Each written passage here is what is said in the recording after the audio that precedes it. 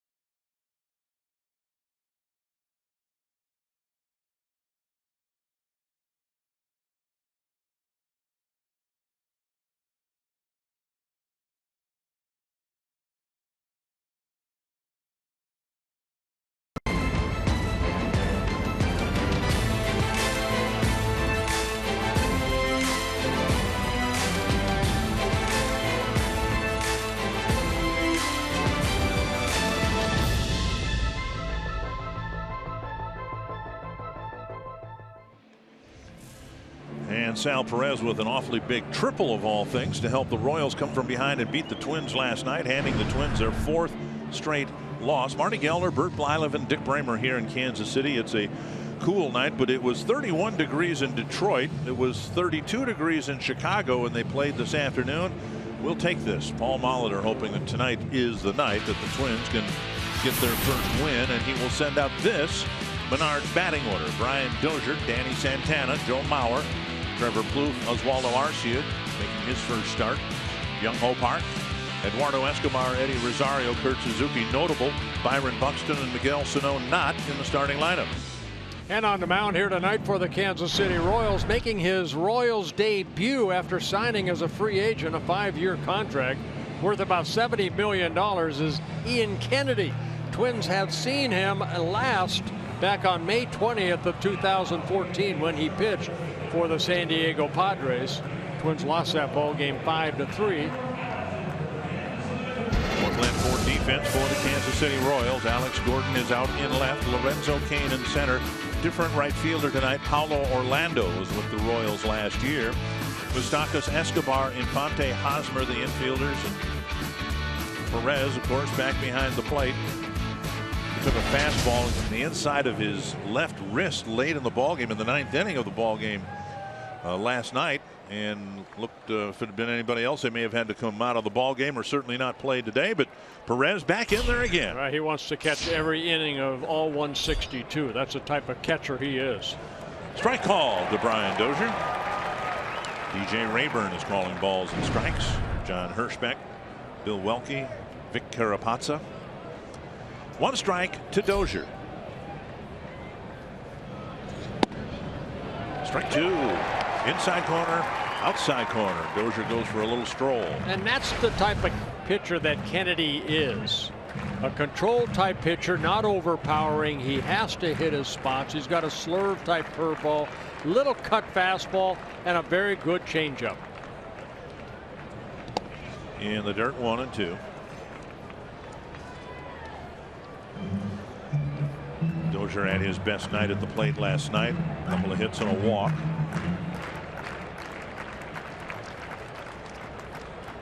10-pitch walk in the 9th inning against Wade Davis. Pops back and just in the booth to our left. Got me out of my chair. Yeah, it's getting close. I'm ready. 1-2 to the Twins leadoff man. Ready to get under the table.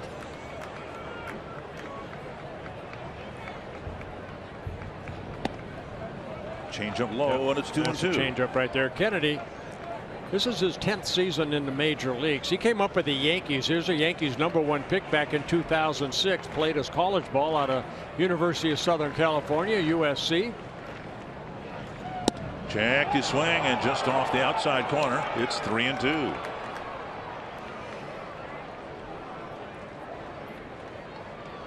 Dozier's taken 3 walks, struck out 5 times on the season. And that is the 50th strikeout already this year for the Twins. Ball down in the strike zone, and Kennedy picks up a strikeout. He's been a strikeout pitcher over his career, averaging 8.3 strikeouts per 9 innings. And a fastball. Right at the knees, right over the middle of the plate. After the off-speed pitches, he put a little extra on that and picked up a strikeout. Danny Santana getting the start in center field. Of course, a couple of years ago, he was the primary center fielder for the Twins. Bunted it foul. That got the instep of Salvador Perez. 1 strike. In Baltimore, Santana bunted for a base hit. Yeah, he pushed it towards second base. He tried bunting last night. It looked like he wants to push it in front of Mustakas, but Mustakas right in on the grass.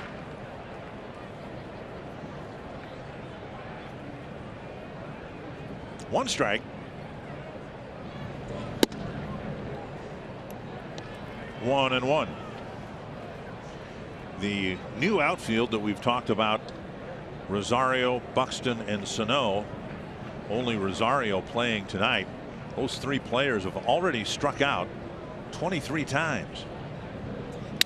Busted bat and a little pop-up. Escobar makes the play. 2 down. And that'll bring up Joe Mauer. Coors like cold, hard facts. And the Twins with 50 strikeouts. The Toronto Blue Jays with 56. They played 1 more game than the Twins. Well, the strikeouts are part of the game now. You don't like to see as many strikeouts. What's more disappointing is the Twins have played 4 games. They've scored a total of 9 runs. Here's Mauer. And he takes a strike on the outside corner. Joe's struck out twice in 13 at bats. He's drawn 4 walks, hitting over 300, an on base percentage of .444.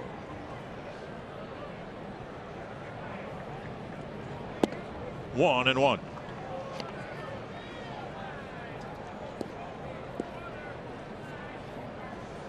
Kennedy has pitched for the Yankees, the Diamondbacks, the Padres, and the Royals. First time they saw Kennedy, he was pitching for the Arizona Diamondbacks back on May 20th of 2011. Tried to zip a fastball over the inside corner but missed. 2-1.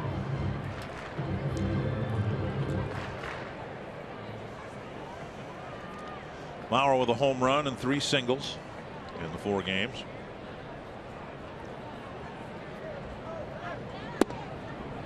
And a called strike 2-2.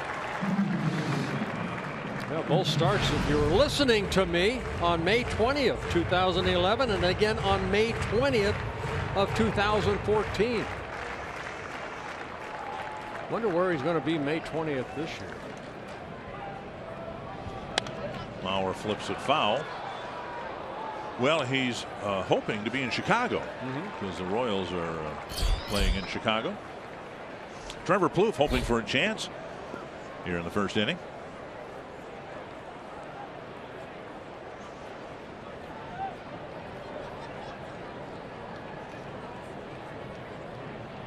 Two and two to the Twins first baseman.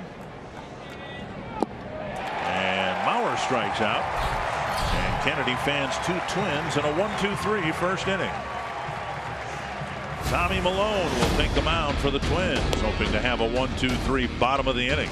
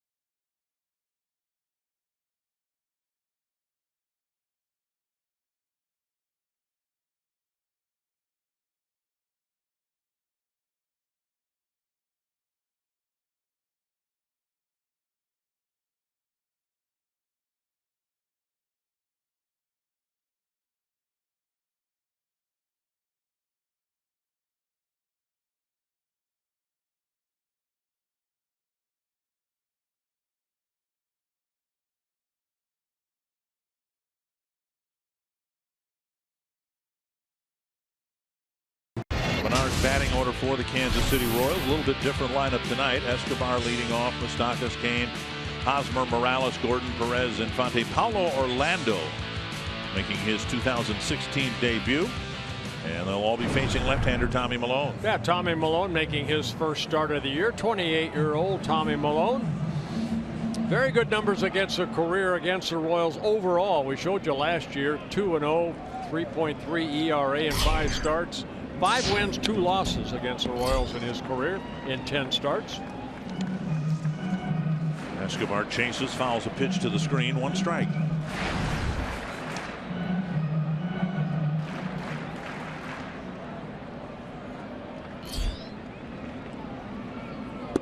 And missing inside, 1-1. And that's what Tommy Malone likes to do. You know, he'll pitch inside, a little breaking ball or cutter in on right-handers and the change up away. Does a great job of adding and subtracting. 2-1.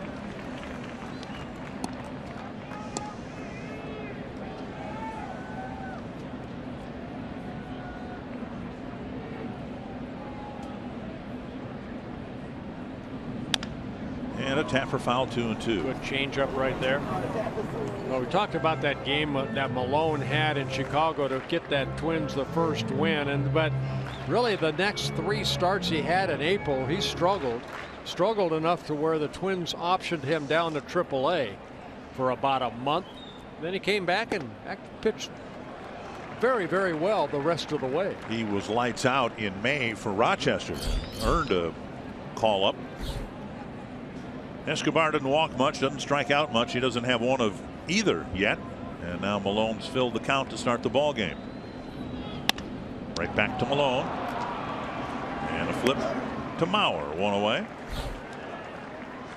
Northland Ford defense for the Twins, and with Buxton and Sano out of the lineup, a different look in the outfield. Rosario in left, Santana in center, Oswaldo Arcia making his first appearance this year. He's in right. Infield is the same, and Kurt Suzuki behind the plate. Arcia, closest he's come to getting into a game, he got out of the on-deck circle in Baltimore. 1 down, and that'll bring up Moustakas. Malone tried for the outside corner, but DJ Rayburn said he missed. Let's have an infield shift on. Moustakas has beaten shifts with bunts. So Trevor Plouffe really isn't shifted that much. He's off the line a little bit, but he's trying to protect against Moustakas' bunting ability. Yeah, sometimes these shifts are put on too, depending on who's on the mound. If it's a hard thrower, Escobar maybe on the shortstop side. But Tommy Malone, not an overpowering pitcher. That fastball right there clocked here at 88 miles an hour. So if he throws an off-speed pitch, which Tommy does a lot of, changes speeds, Moustakas may pull that ball over, hitting it the other way. 2-1 to Moustakas. Half swing, but strike 2. And now Plouffe will move to the right side of the infield, and the shortstop Escobar will replace him on the left side. There are teams that shift more than the Twins. I don't think there are any that shift as often within an at bat as the Twins do. And Moustakas, get out of there, get out of there. That's what he was saying right there. Defensive swing.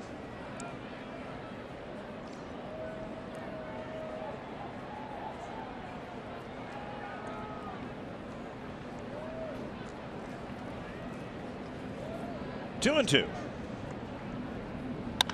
On the ground, Mauer knocks it down. Malone covers. 2 away. First out went Malone to Mauer. Second out went Mauer to Malone, and that'll bring up Lorenzo Cain. Yeah, Malone last year made 23 starts, 9 wins, 5 losses, an ERA under 4. Also picked up his first major league save last year.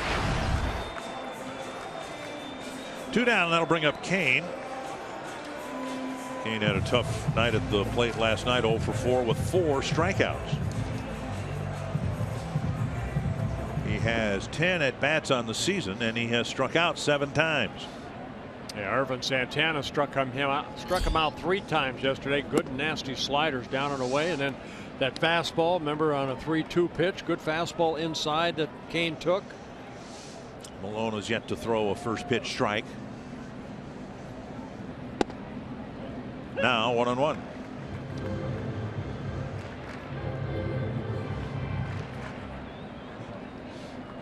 Cain, good numbers against Malone, 8 hits and 23 at bats.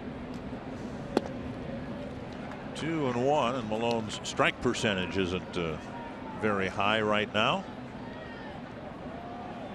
Had a full count with Escobar. Went 2-2 to Moustakas. And now 2-1 to Cain. 3-1, Hosmer on deck. You know what? I think the reason is because he's not going to challenge you with a fastball. He's got to hit his spots. And sometimes, you know, on a new mound, you haven't pitched here for a while. Get accustomed to being out there. Make your pitches. Don't make a mistake. Called strike 3-2.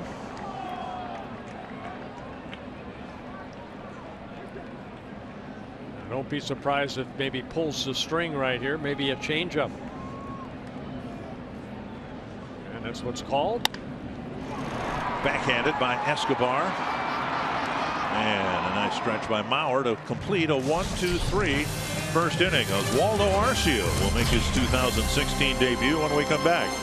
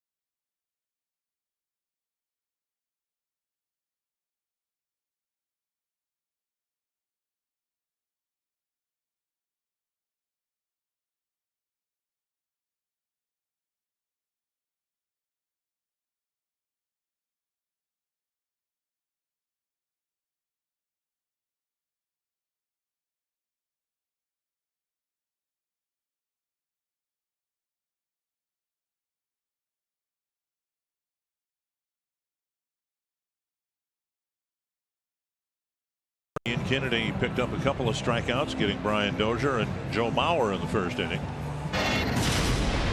Ian Kennedy again.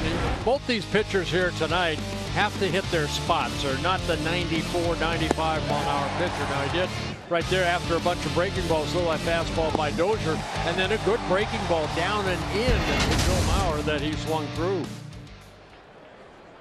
Trevor Plouffe will lead off the second, then Arcia and Park. Down and away, ball one.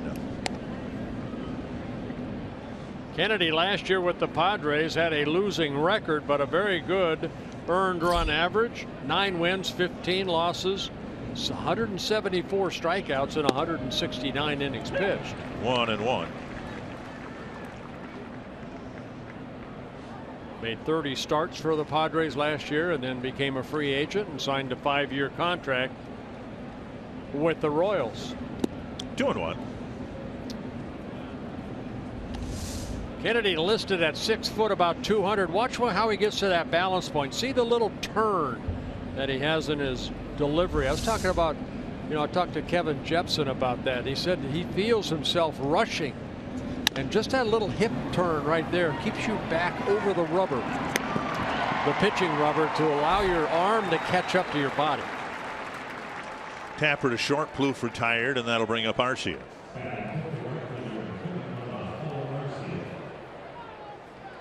Arcia committed himself to getting in better shape in his attempt to resurrect his career. He was up with the Twins at the start of the year, sent down and had a miserable year at AAA, and the Twins never called him back up. And he will have, one would think, a few at bats here tonight. The Twins obviously with 4 losses, struggling to score runs, hoping that one of their bench players can get them started. 1-0.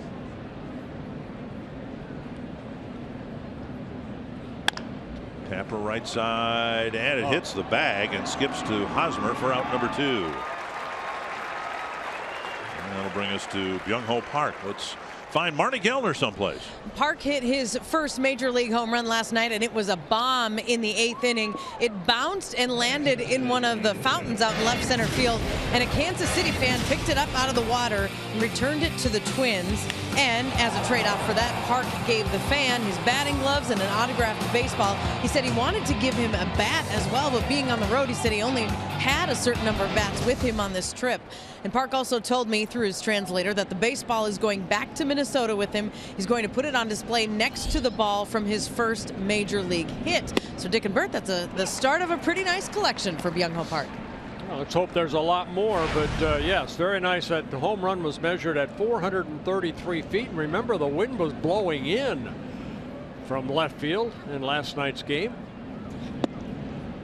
And now it's blowing out to left. Remember the second inning where Suzuki hit the ball to the deepest part of left center, and that probably would have gone out tonight. Buxton's probably would have gone out. 2 strikes to Park.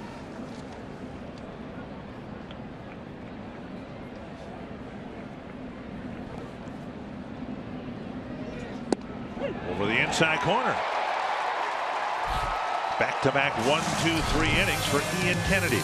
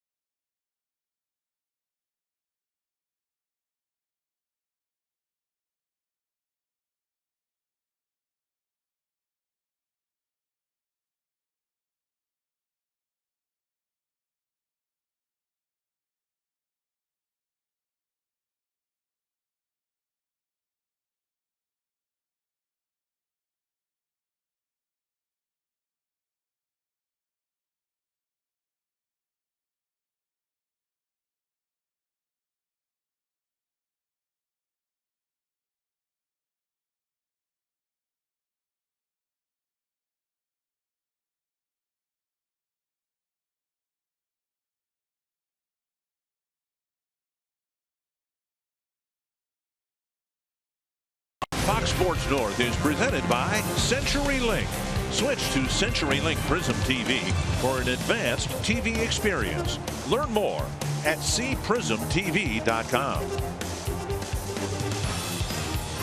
Eric Hosmer will lead off the second for Kansas City against Tommy Malone, then Kendrys Morales and Alex Gordon. A lefty, a switch hitter, and a lefty. Ball beaten into the ground, and Malone had to work for his 3 outs in the first inning. Gets a quick one here to start the second. Well, 4 outs recorded on the ground, so that's a good sign for Malone. 1 down, and that'll bring up Morales.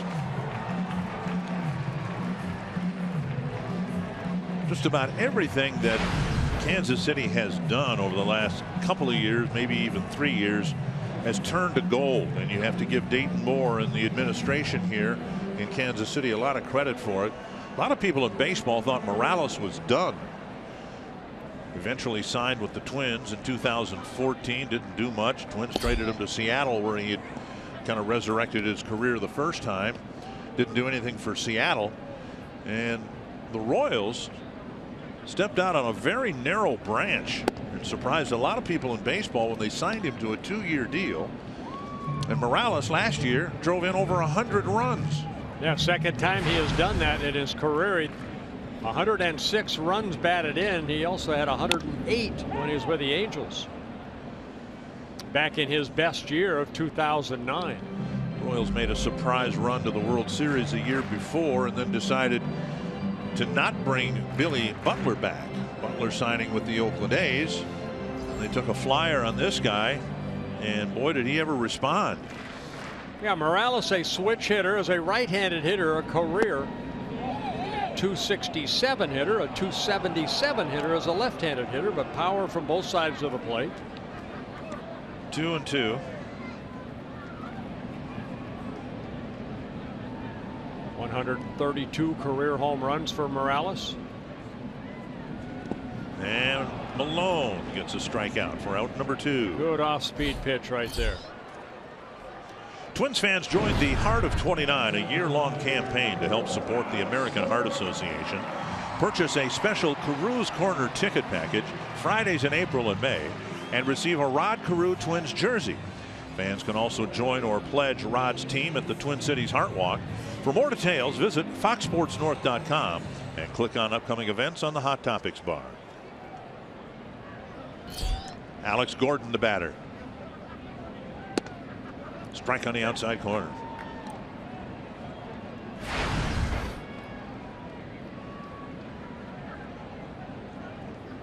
Couple of singles and 10 at bats for Gordon so far. And a tapper foul. Rusty Kuntz watches it go by. Yeah, for Malone in his 23 starts last year, opponents hit 260. Left-handed hitters hit only 218 off of him. Well, right-handers hit 273. 17 home runs allowed, only 3 to left-handed hitters. Breaking ball in the dirt, and Gordon doesn't go fishing.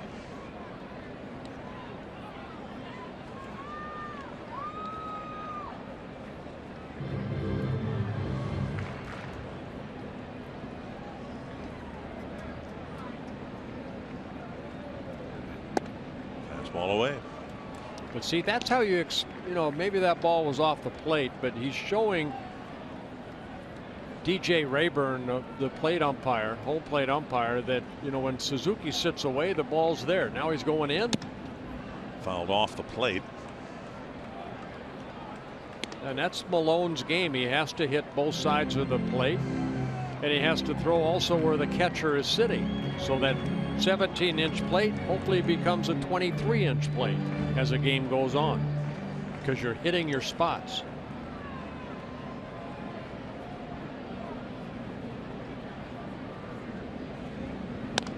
You don't have to watch Malone long, I don't think, to realize that he knows what he wants to do out there. He has a plan. He knows how he, with his stuff, can get hitters out. He's a pitcher. Yeah. Not a thrower. He's a pitcher. Another 2-2. And a full count with Perez on deck.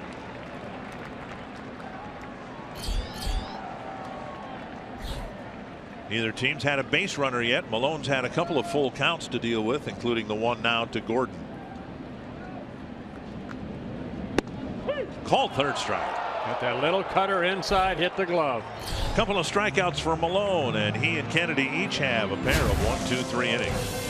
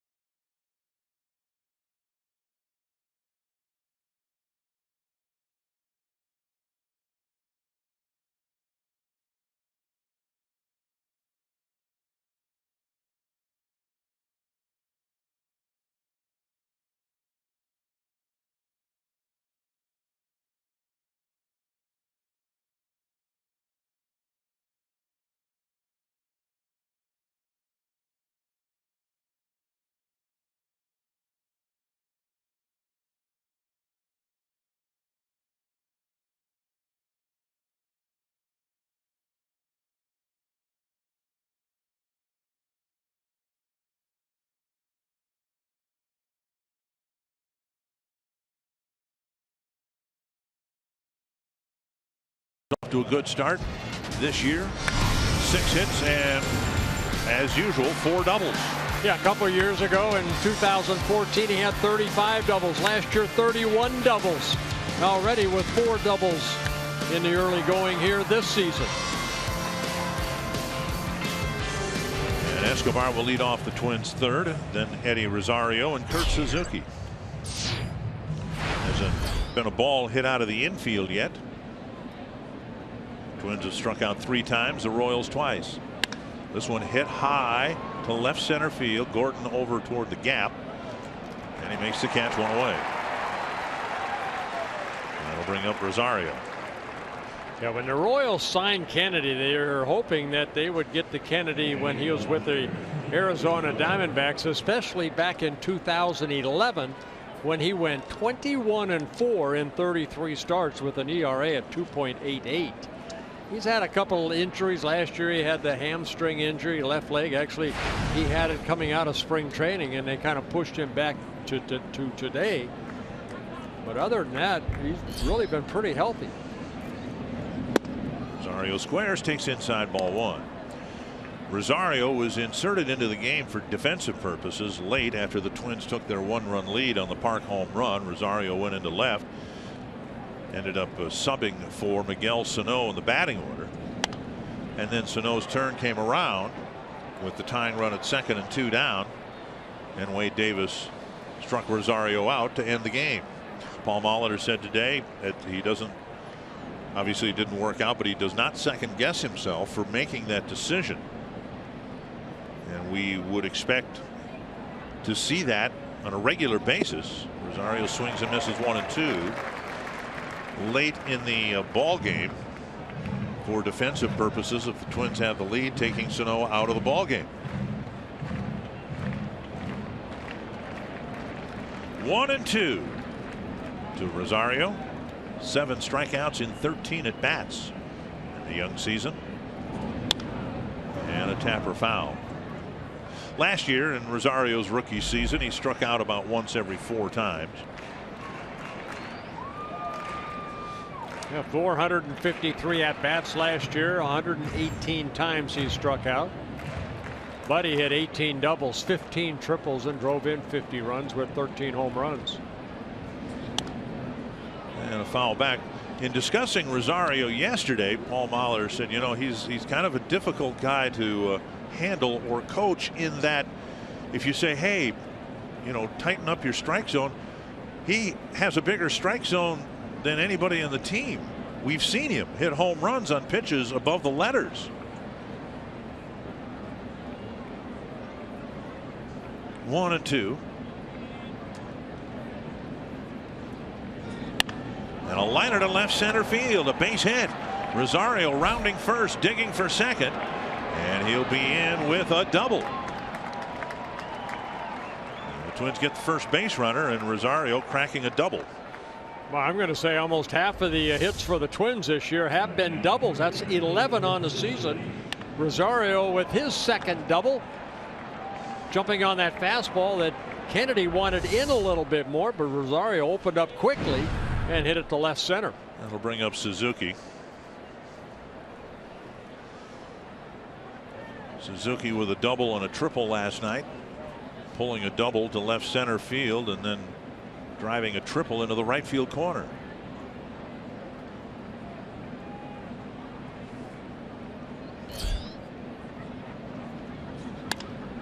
Flare to right, and Orlando comes in, makes the catch for out number 2. That'll bring up Dozier.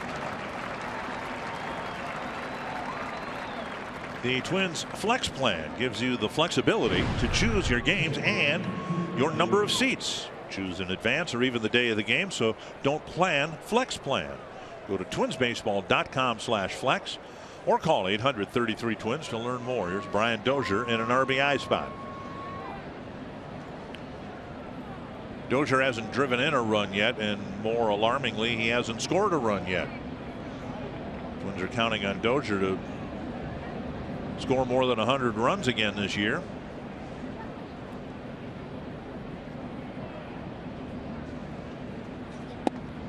On the outside corner, a strike.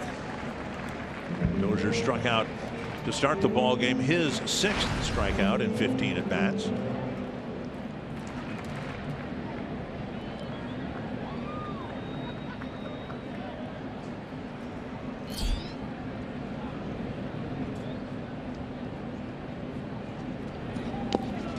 Gets away from Perez, and Rosario will advance to third. Good base running right there by Rosario, keeping an eye on where that ball ricocheted off of Perez, and got a very good jump and gets into scoring position at third base.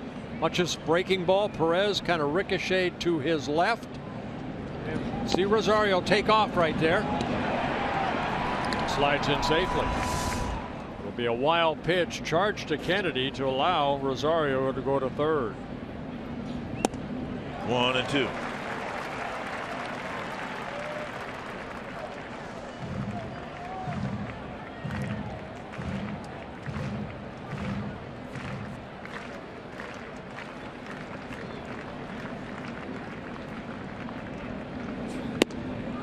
Just off the plate. We've seen teams do this to Brian, working him away off the plate. He has yet to hit a ball to the right side of second base. Right. You know, again, he stands right on top of the plate, almost daring you to go in, but a lot of clubs getting him away. There's one hit to the right side. Hosmer in foul ground with the catch, a foul ball, and Rosario's left at third base. Still no score.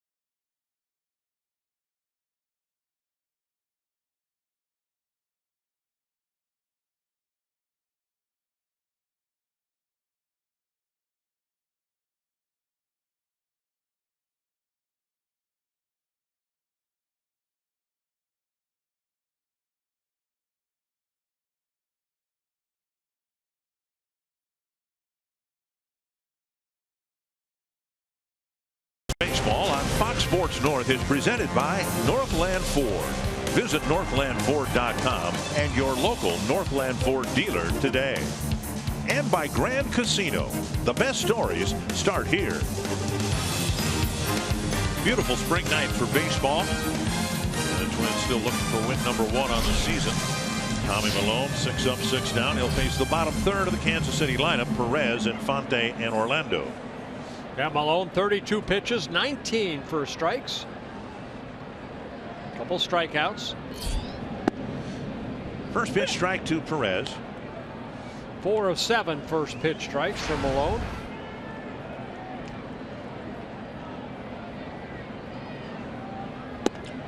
One and one. We mentioned that Kurt Suzuki in the 8th inning hit a triple.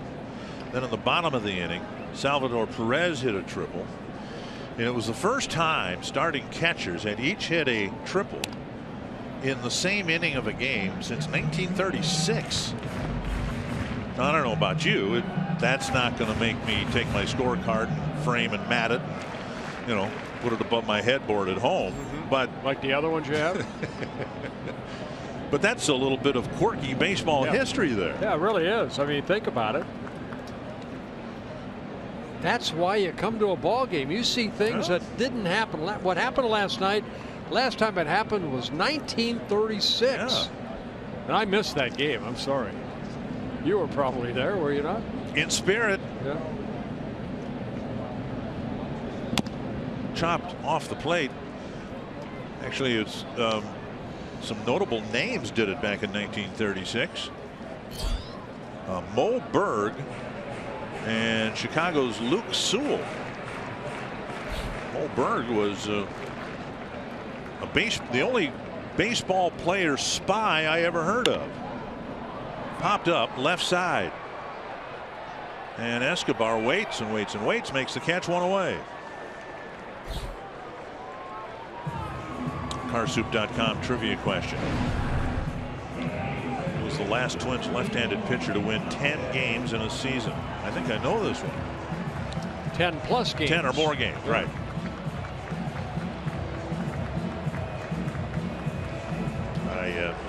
I think I know that one. Here is Infante. Well, I'm going to guess. I think I know it too. 1-0. Is it the one that pitched the no-hitter? No. No? I don't believe so. More recent than that.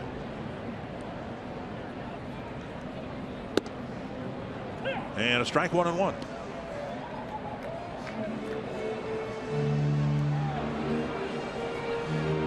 This is kind of what Malone did, only he did it deeper in the ball game in Chicago last year.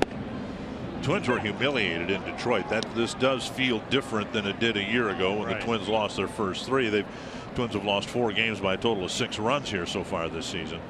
But Malone really gave the team a lift by pitching deep into the ball game. Just a couple of hits allowed to the White Sox, and he strikes out Infante for his 3rd strikeout.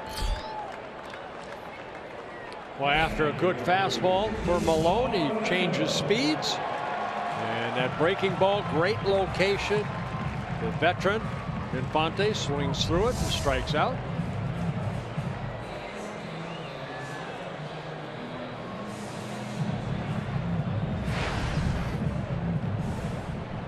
Here's Orlando, subject to triples. Orlando was a triples hitting machine early in the season last year. Escobar waits for a broken bat first hop, and a perfect trip through the order for Tommy Malone through 3 innings.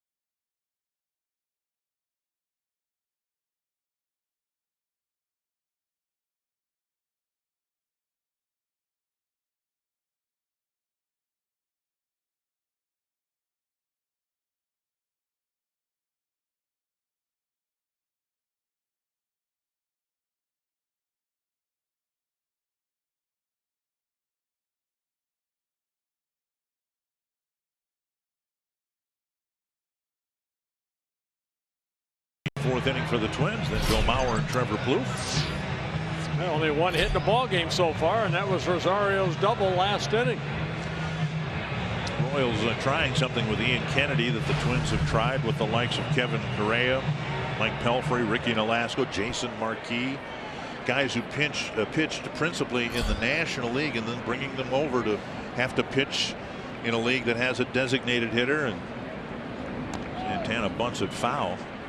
Twins haven't had the best of experiences with guys like Kennedy, who, although he pitched a little bit in the American League early in his career for the Yankees, the bulk of his career has been spent in the league without the designated hitter. Speaking of Mike Pelfrey, it was my roundabout way to getting into Pelfrey's Tiger debut today. 3 2/3 innings, 6 earned runs. It was not very good. And I wish I'd paid attention to who tweeted this, but I could relate to the tweet because we saw Mike, who's a great guy, saw him pitch for the Twins for 3 years. Lazy fly ball, short center. Kane comes in. As Pelfrey was struggling against the Yankees, someone tweeted, "This game is moving with the speed and grace of a stunned wildebeest." And that, I wish I'd have thought of that. That kind of perfectly describes some of the struggles that Mike had. Well, Detroit thinks that Pelfrey can re-find himself because they signed him to a 2-year contract. The one thing Mike always did pretty well was keep the ball in the ballpark, and that's one of the reasons the Tigers pursued him, signed him to a 2-year deal. Ball 1 to Mauer. And then in the first inning, Alex Rodriguez took him deep. Well, Alex Rodriguez taken about 700 other guys. That's right. Too. Yeah.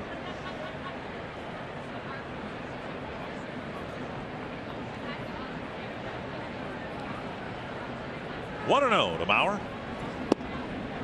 The outside corner, Joe struck out to end the first inning. Well, both starters here tonight doing a good job changing speeds, working both sides of the plate. That ball probably a little bit off the plate, but he got the call. Perez sitting out there again. And Kennedy took something off that, and Mauer swings through it.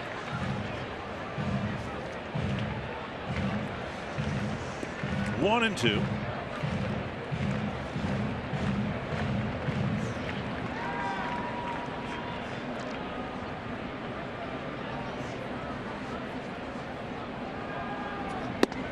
On the outside corner. Make that 17-inch plate become a 23-inch plate by hitting the glove. We've seen Tommy Malone do it, and we've seen Ian Kennedy do it. 4th strikeout for Kennedy. That was not a strike. Well, again, look where he hit the glove. He hit the glove. Every umpire's different. And it's how quick you can learn that umpire, and you have to hit your spots. Fox Tracks presented by Jeep. Still wasn't a strike. It was to Rayburn, and he's the only one in this ballpark that matters. 1 strike to Plouffe. And a bouncer to short his first time up. No, we were talking about Malone. He's a pitcher. What I've seen of Kennedy, and we've only seen him a couple times, once with the Diamondbacks, once with the Padres. He's impressing me so far in 3 2/3 innings, working nicely with Perez, in and out, up and down, adding and subtracting. Exactly the same thing Tommy's doing. 1 and 1 to the Twins' third baseman. 2 and 1.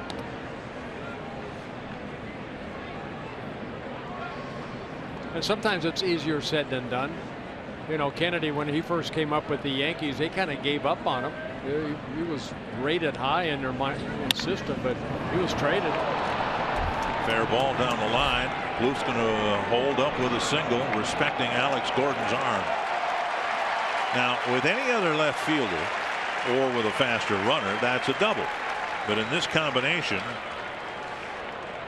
with Plouffe not the fastest of foot and Gordon the best left fielder in the game, Trevor had no choice but to hold up. Well, plus Trevor hit this ball pretty sharply too. Look how quick it passed Moustakas at third base into that corner, and of course Alex Gordon knows every angle to get to that ball quickly, and a big turn, and then pick it up and realize that Gordon already had that ball in his glove.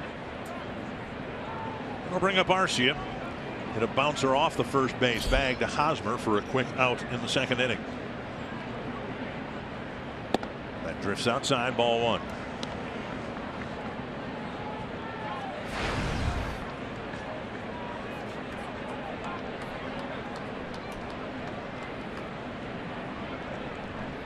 Arcia started with the Twins last year. Played in 19 ball games, hit .276, but then he had that the right hip that gave him problems. And then they optioned him down to AAA, and like you said, Dick, he did not have a very good season down at AAA. Hit just .199 in 79 games for the Rochester Red Wings. Favorable count now, 2-0. Perez sitting away. Swings through a fastball. 2013, Arcia hit .251, 14 homers, 351 at bats. Next year, about the same number of at bats, 20 home runs, 57 runs batted in. And the disappointment of 2015. I think the book on Arcia has always been he needs to make better contact. Well, he's hardly alone in that category so far this year. Yep. 3-1. 781 major league at bats, 259 in strikeouts, 58 walks. You can see the numbers for Arcia. Another favorable count here, 3-1.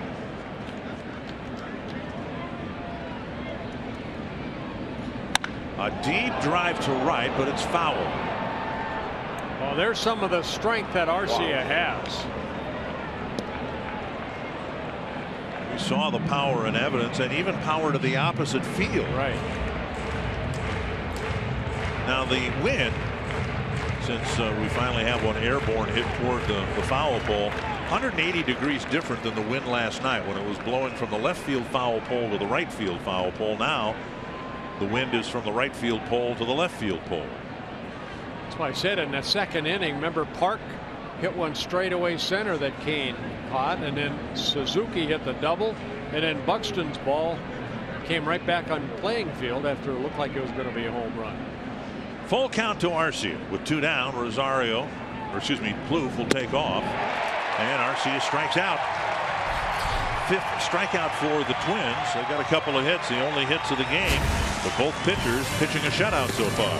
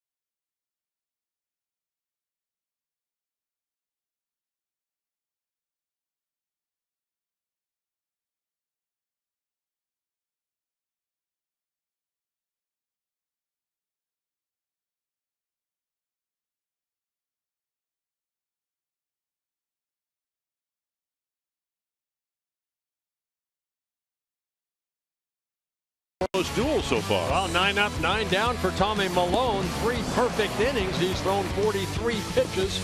And on the opposite side is Ian Kennedy. He has pitched outstanding for 4 innings with just a couple hits, a double by Rosario, and then we just saw a single by Plouffe.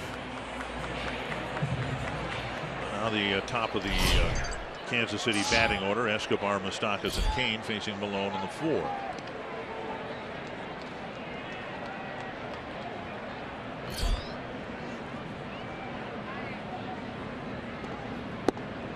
Over the inside corner, strike one. Escobar worked the count full, then hit a one hopper back to Malone. His first time up.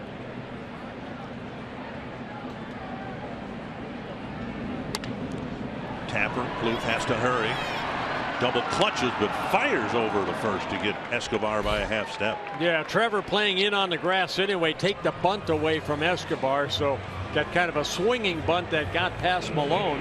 And Trevor Bluth comes in, has to get it on that little short hop right there, and then on the run, making sure he's got a good grip, gets that first out. One down. Here's Moustakas. Moustakas hit a ground ball to Mauer his first time up. Just off the plate, ball one.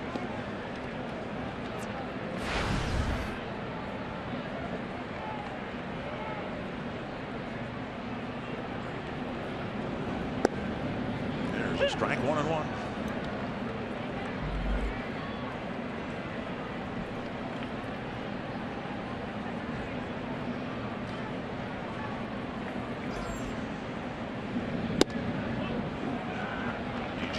Flinched a little bit, didn't come up with the right arm. 2-1.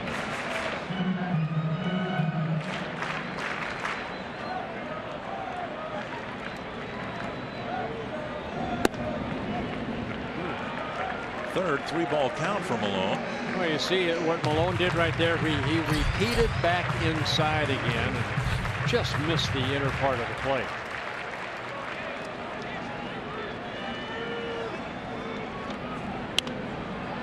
Three and two. Moustakas with one walk on the season and 12 at bats.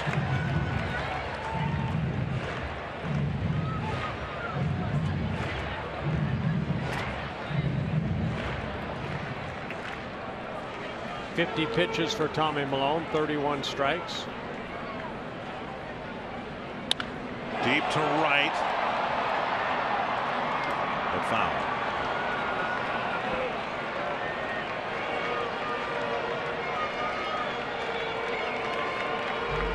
Moustakas last year 22 home runs, a career high for him.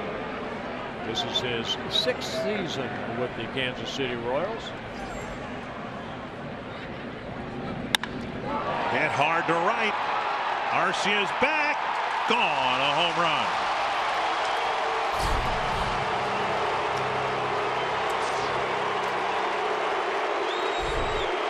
Well, it looked like that pitch was down and maybe in. That's where left-handers like to hit that ball hard, and exactly what I think Moustakas got.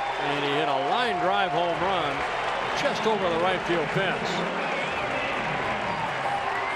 So the Royals are on the board first with Moustakas' first home run of the year.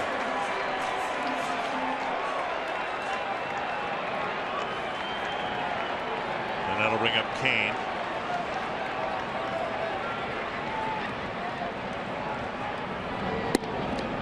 Check swing, ball one. It's the first Kansas City home run this year. This is game number 4 for them. There was another one. Hey.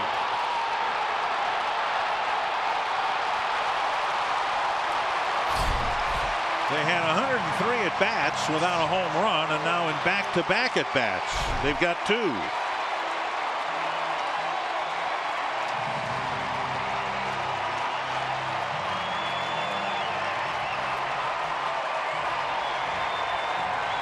I thought Moustakas hit a pretty good pitch, but it was just down to a left-hander. That was pitch stayed right there, and Kane did not miss it.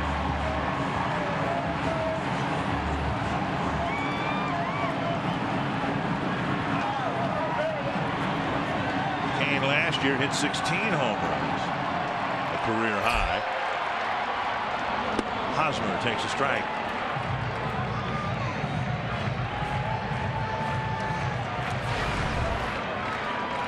For the opponents, home runs 4 and 5 against Twins pitching.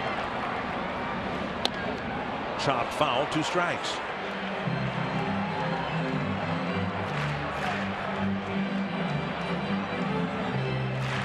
Hosmer hit a ground ball to the right side. Dozier made the play on him. See if Tommy goes hard in.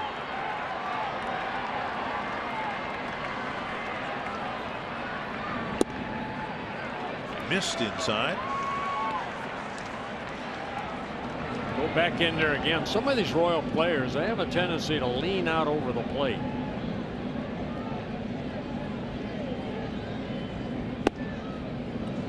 And now 2-2.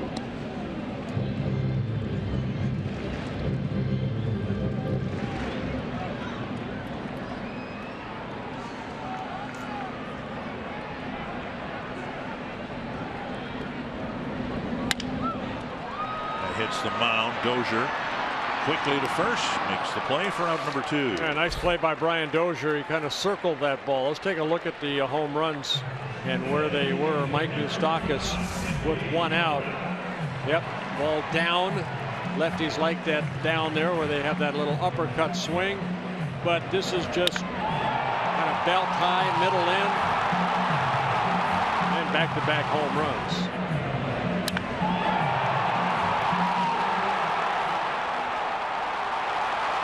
Now Kendrys Morales struck out his first time up against Malone. Ball 1. Malone last year 23 starts, gave up 17 home runs.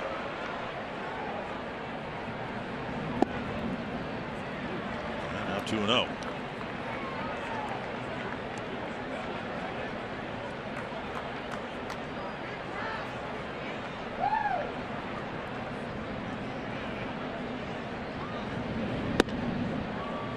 Two and 1.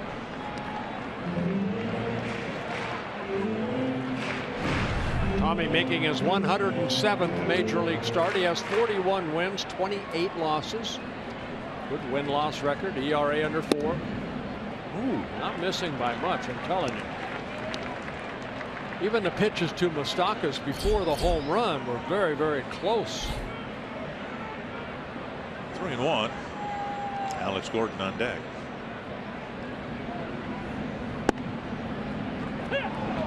Full count. Malone, no stranger to giving up home runs. Last year, 128 2/3 innings. He gave up 17.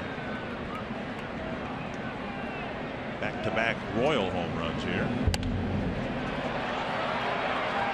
Suzuki back for a look, but it's out of play.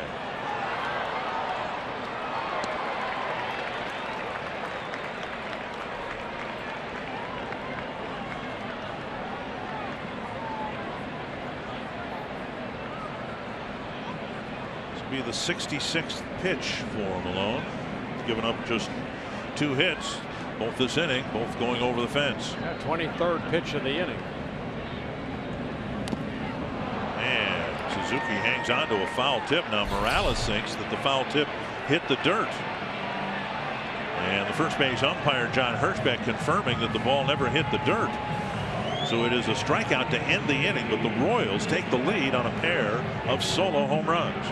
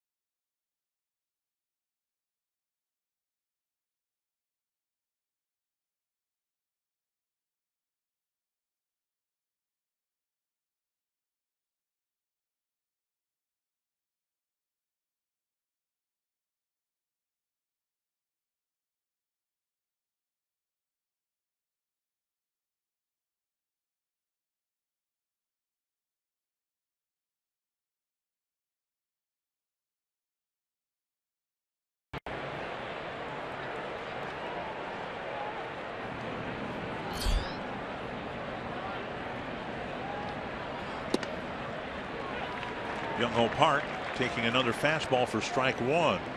Kennedy struck him out on 3 fastballs in the second inning.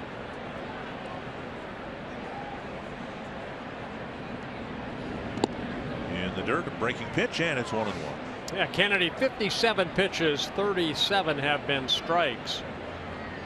Making his Royals debut here. It's the 5th time that he has pitched here at Kauffman Stadium, 4 times as an opposing pitcher, either with the Yankees, Diamondbacks, or Padres. Another fastball taken for a strike.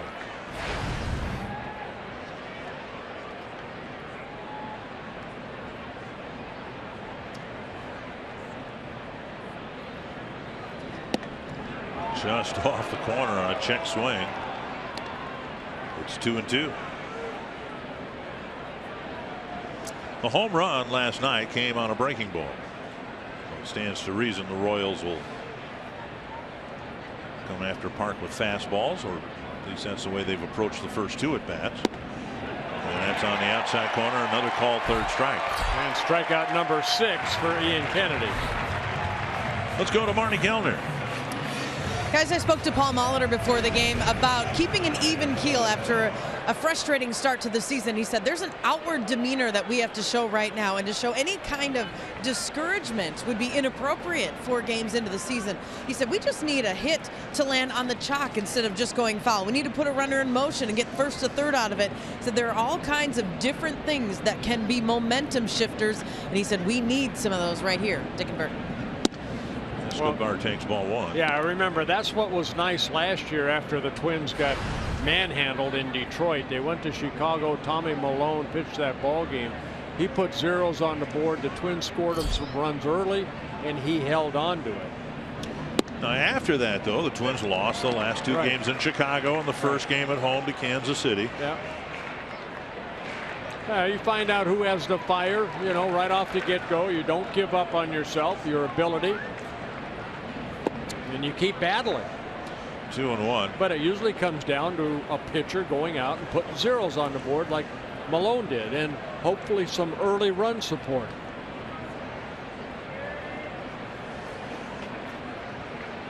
Two and 1 to Escobar.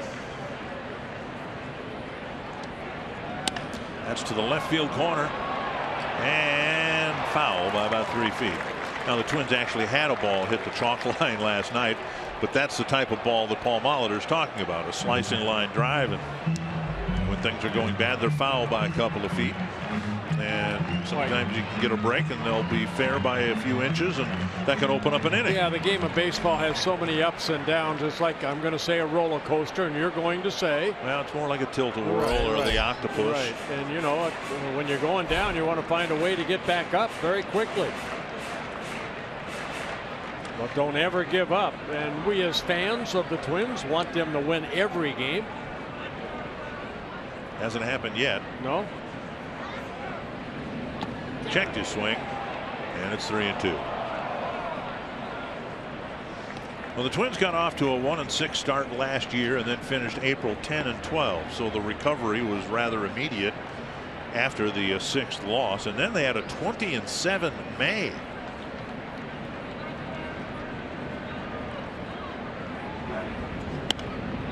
Fisted foul, and Escobar keeps his at bat alive. It's interesting, after Arizona's 3rd loss a couple days ago, the manager Chip Hale, who we knew very well when he played for the Twins, was a really good pinch hitter, said the team's play was embarrassing, and he pretty much embarrassed the team publicly in the media with how they played. And Escobar with a great at bat gets a 1-out single. Escobar continuing to swing a hot bat. We'll bring up Rosario. Fox Sports Supports is proud to team up with Surfrider Foundation in celebration of this month's Every Day is Earth Day initiative. By making simple changes in our daily lives, we can make a big impact on our environment. Go to foxsportssupports.com and learn more about what you can do to be a part of the solution. Now, it's not been Paul's nature, at least outwardly, to be animated and critical of players. He certainly hasn't done it as a manager yet, so it'd be out of character for him to do that after 4 games. Well, Chip Hale must have saw something as far as the attitude of the players. And I can honestly say, just being around the players, hey, these guys are working their tail ends off. Sometimes it just doesn't work out. And in Molitor's Hall of Fame career, he rode through a lot of 4-game losing streaks and 4-game winning streaks. Right. 1-0 to Rosario. Doubled to left center field his first time up.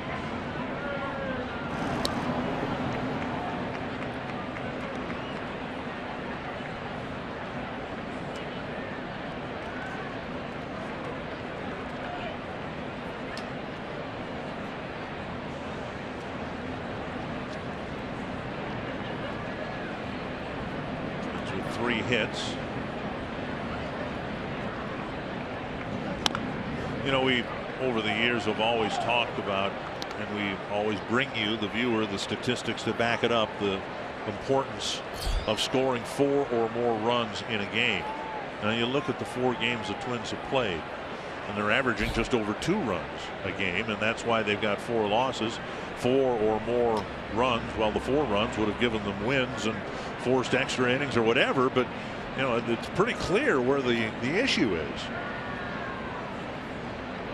A lineup that, I mean, we all thought it was going to be strikeout prone, but no, maybe not to this degree. And the lineup just has not clicked yet.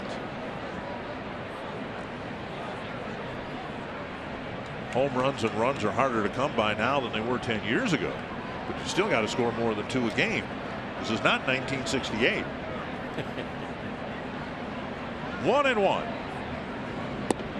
And now 2-1. Are they going to lower the mound again?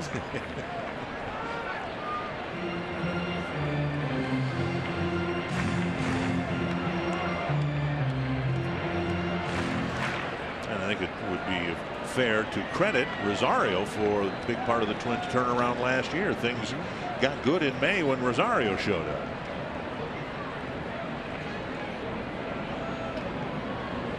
Escobar goes, swung on and missed. Out at second base. 2 down. Well, maybe a little hit and run. Eduardo Escobar, not known as a base stealer, taking off right there. And Rosario swinging through a pitch, so maybe Paul Molitor tried to get the guys going by putting on a hit and run. And Escobar gets thrown out by a catcher that has thrown out a lot of base runners, Salvador Perez. And now Rosario checks his swing. Full count with Suzuki on deck.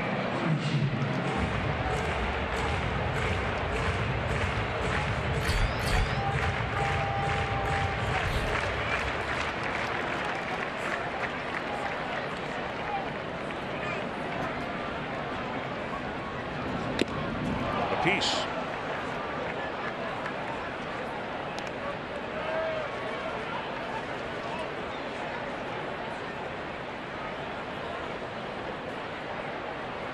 Twins with 6 strikeouts tonight, 55 on the season. They've taken 14 walks, 8 of them last night alone. Tapper right side. Infante to Hosmer. Twins get their 3rd hit, but Kennedy faces just 3 men in the inning.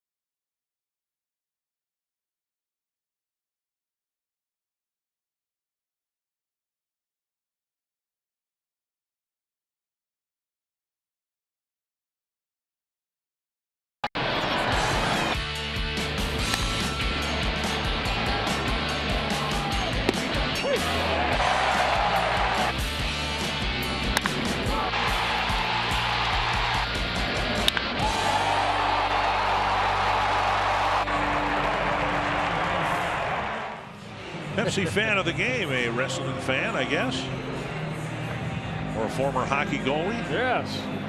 Hey, I'd like to say happy 92nd birthday to Donald Dobbs. I know he's watching over at St. Teresa in Brooklyn Park. It's a retirement home. Dribbler up the line, and Mauer started toward the ball, went back to the bag. Malone had to reverse his momentum and get to the ball. One quick out. This week only, T-Mobile customers can get a free season-long subscription to MLB.tv Premium. Go to T-Mobile.com/MLB to sign up now and catch every moment on America's fastest-growing LTE network. One down quickly here in the 5th, and now Salvador Perez.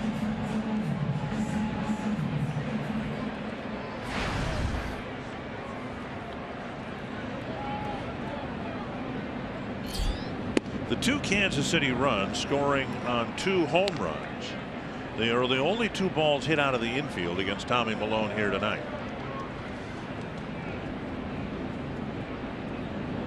And it turned out they were also hit out of the outfield, weren't they? Yes, they were. 2-0 to Perez. And now a strike.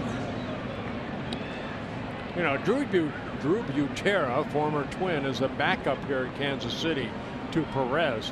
He may never play this year.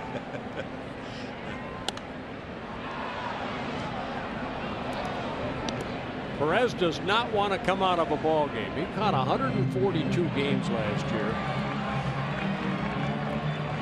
And I'm only kidding. Drew will, you know, he may catch tomorrow. Who knows? Yeah. 2-2. Butera caught the last out, the strikeout of the World Series clinching game. Kept the baseball. Kind of what Doug Mankiewicz did. Well, but I think Drew's going to donate it back to the Royals for their Hall of Fame if he hasn't already. This to the right field corner. Arce has a long run and he won't get there. But that was set up because, you know, Ned Yost very free in substituting for some of his better players to put speed in the game. That's what got Perez out of the game in Game 5 in the World Series against the Mets. Earlier in the postseason with the lead, he took Alex Gordon out because he wanted a faster runner. Where's Drew? Full count to Perez. And foul by 8 or 9 inches, I'm guessing. You know, managers have to be willing to do what Paul Molitor did last night. You had the lead. Twins had the lead late, looking for their first win. Everyone knows Miguel Sano's not real.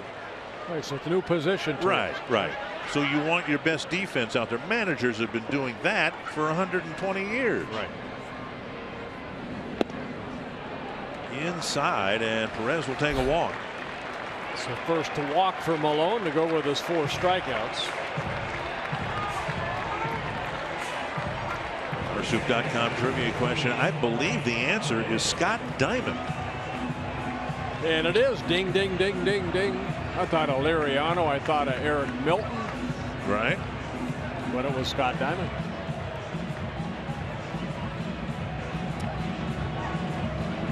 Scott, as recently as last year, was pitching in AAA. Was it for Toronto? But not in the Twins organization anymore. Could be double play. Fumbled by Escobar. Everybody's safe. Trying to hurry the double play right there. Last night, Brian Dozier committed the first Twins error. And now Escobar with one here in the 5th inning. Trying to do a little bit too much. And Infante hits it softly. And Escobar, you can see, had trouble getting that ball out of his glove. That's going to happen. We just hope that it doesn't hurt you. Second error for the Twins. Orlando hit a bouncer to short his first time up.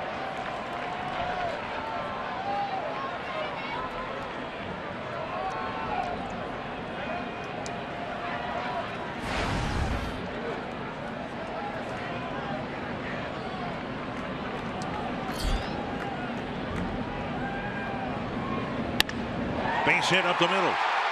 Santana charges. Perez being held at third. Santana's throw on the fly, right on the button. Great throw by Santana.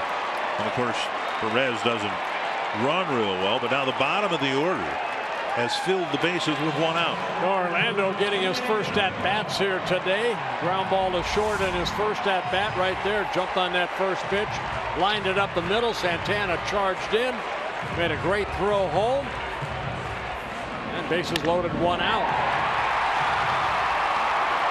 And Neil Allen, the pitching coach, out to talk to Tommy Malone. Walk to Perez with one out, and then a potential inning-ending ground ball hit to Escobar was fumbled, and now a base hit. A quick trip to the mound by Neil Allen, who has 30 seconds to say what he wants to do and get off the field.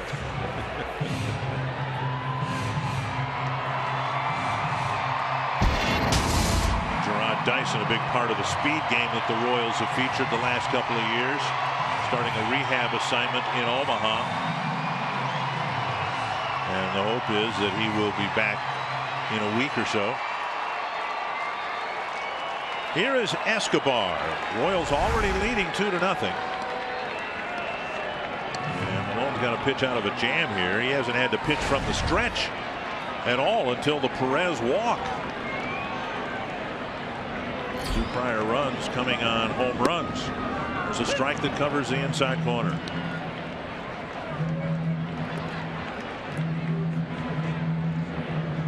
You see Fien getting loose. Tommy has 4 strikeouts.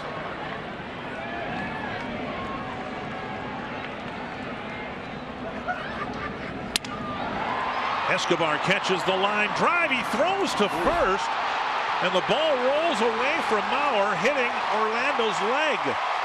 And the Royals will get a run. Escobar seemed to have a better play, if any, at second base.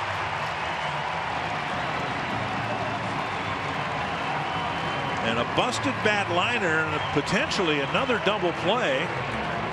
But the Twins get one out and the Royals get another run. It's 3-0. Maybe just trying to do a little bit too much. He saw a little daylight between Orlando and Joe Mauer. By the time that ball got there, Orlando had already gotten back. Take a look at the play right here. Softly hit to Escobar. He had a play at second base. Could have flipped it over to Dozier, but instead it short hopped Joe Mauer. Maybe hit Orlando in the foot, and then deflecting over toward right field, and Perez scores from third. First and third, 2 down, ball 1 now to Moustakas, who started the scoring by golfing a home run into the bullpen. Second error in the inning, charged to Escobar.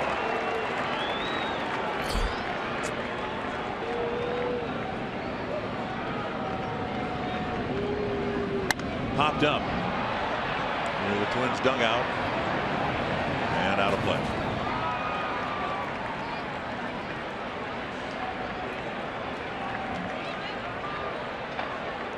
Maybe the best word to describe the Royals over the last 2 years: opportunistic. The Twins had the lead late last night. The Royals had their opportunity, took advantage of it, scored a couple of runs to take the lead, and now here in the 5th, Twins have been playing pretty good in the field all year long, and the one error leads to another error and an extra run on the board, and they're still batting, dug out by Suzuki. There's a lot of words you could use for the Royals. Trust. They trust each other, and they're playing well as a club. Of course, losing to the Giants in the World Series a couple years ago, I think these young guys got the taste of it, and then they continued last year to take the crown in baseball. And I think they still have that camaraderie and the trust that they have in each other. And that took a long time to build here in Kansas City. 2-1. Suzuki springs out of his crouch. 3-1. Kane on deck. Malone might be pitching to stay in the game here suddenly in the 5th inning.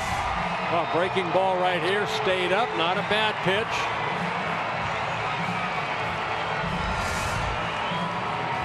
Kane clobbered a home run the last time he faced Malone. And if Moustakas walks here, Kane will come up with the bases loaded. Into right field, a base hit. 4-0 Kansas City, as the Royals score a couple of unearned runs on the Twins and Tommy Malone.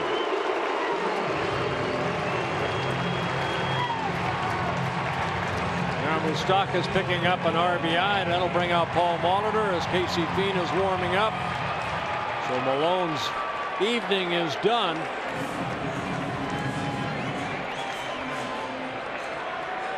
Couple unearned runs here in the 5th inning against Malone. Tommy Malone had a perfect first trip through the batting order. The 2 home runs allowed in the 4th, and the defense betraying him in the 5th.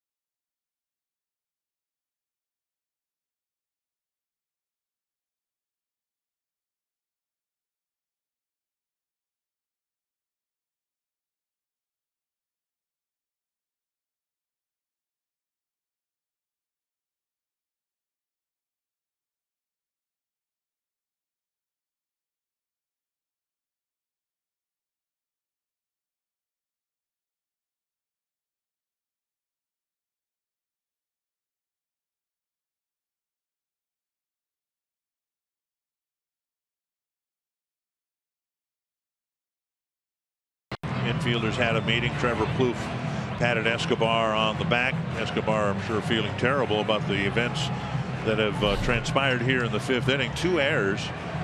The first error on what might have been a ground ball double play would have gotten the Twins off the field. Instead, the Royals have added 2 runs. A second error has contributed to the Royal rally here. And now Casey Fien's going to try to keep this a 4-0 ball game. Yeah, Casey Fien making his 3rd relief appearance. A couple in Baltimore. The first one not a good one. That back on Monday on opening day, gave up a couple runs in 2/3 of an inning, and then had a nice inning on Wednesday, a shutout inning. Fien's had 1 bad outing. Kevin Jepson has had 2 bad outings that have contributed to 3 of the 4 losses for the Twins. And those two guys, very key guys in the Twins season of 83 wins a year ago. 1-0 to Kane.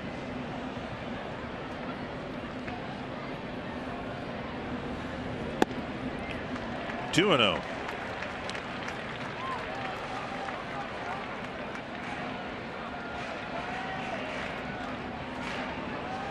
Twins have 2 relievers who've not gotten into a game yet. Michael Tonkin and the closer, Glenn Perkins. Perkins, of course, was going to get the 9th inning last night if Jepson had gotten through the 8th inning with the lead. 2-0. 3-0. Hosmer on deck.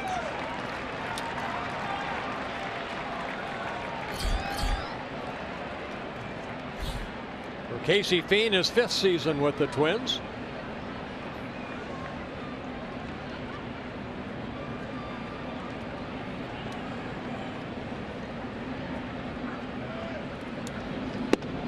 Down the middle, a strike.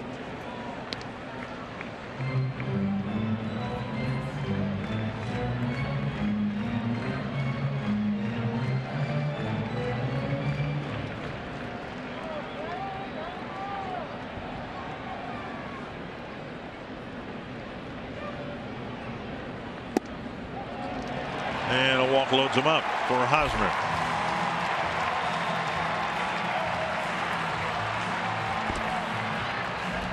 You know, I've seen a lot of inconsistency out of these umpires. Now that ball says low, but I tell you what, I thought Tommy Malone made some good pitches that weren't called. We played what? This is the 5th game. The umpires needed to go more spring training. Here is Hosmer, a couple of ground balls to Dozier. Dug out by Suzuki.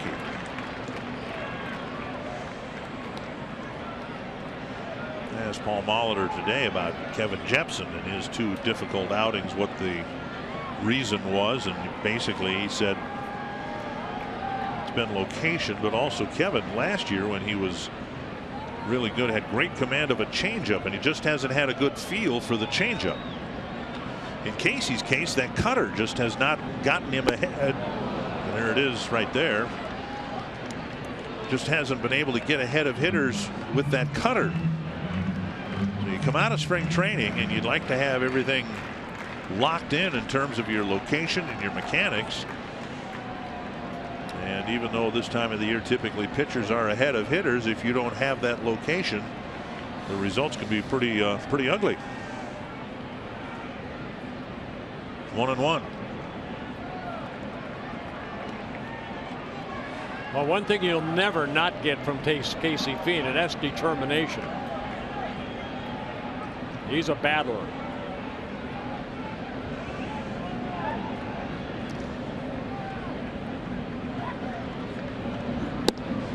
Missing inside. You know, when we've seen Casey going good, though, I mean, the tempo, the rhythm is a lot quicker, and he's throwing, you know, 75–80% strikes. Sometimes you find yourself throwing darts and you're missing with the darts. And then you have to do that. High and deep to center. Santana back, still going back, and makes the catch on the warning track.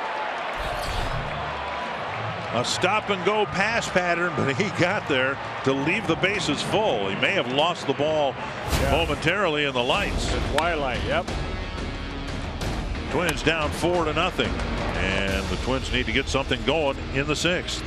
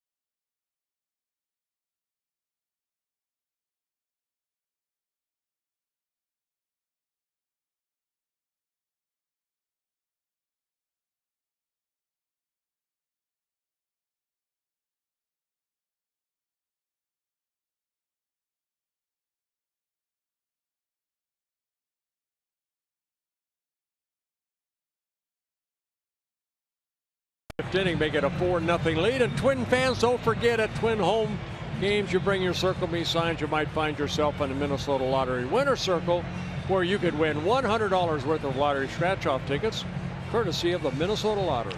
This is where it all started, the circling. Yep, sure did. An opening series Gentleman in 2002. on the upper deck up here. He's not still up there, I don't think. I hope not. 2002. And the Twins had survived the winter of contraction. Well, I circled somebody that didn't bring a sign. Then we went to Detroit, and somebody actually brought a sign, and it kind of started that way. Okay. But the first circle was here. When they gave me this telly, they said, do something with it. And you decided to circle people. Yeah. Here is Suzuki to lead off the 6th inning against Ian Kennedy. Last year, Kennedy allowed 31 home runs. The Twins haven't come close to hitting one. They do have 3 hits.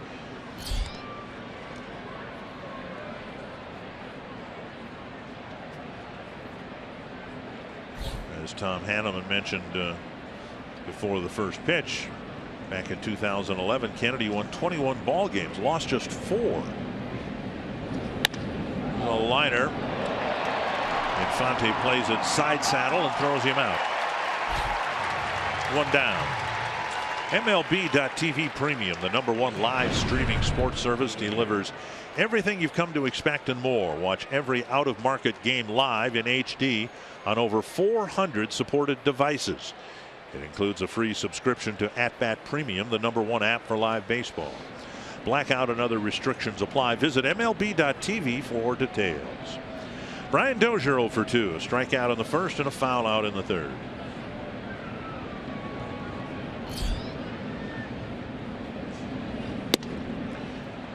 Was on many levels the most disappointing loss of the 4 last night, because the Twins took 8 walks and the Royals tried to give them a ball game and some extra runs, and the Twins didn't really take advantage of it.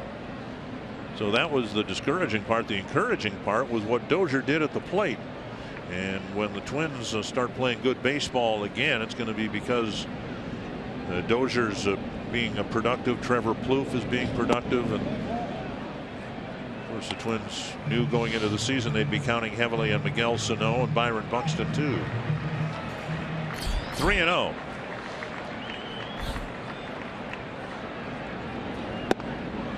Three and 1. Yeah, no walks for Kennedy yet in the ball game, with 6 strikeouts. Giving up 3 hits, a couple singles and a double. Fastball away is what Perez calls.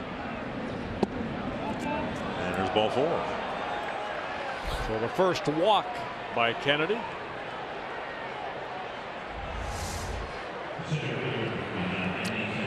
Wow. I know. That's what I'm saying there. Fox Tracks, who I have absolute belief and faith in, said it was not a strike. It said it was a strike. No, there's. Caught it down and away. No, it was. It was off the rectangle. You guys are playing not... that. You're playing that 17-inch plate. I'm playing the 23-inch plate. Okay. If no part of the circle touched no part of the rectangle, it was not a strike. Here's Santana. See, now that I'm sure Fox Tracks would say was in the rectangle. I hope it doesn't. Yeah, that ball's low. See, I rest my case.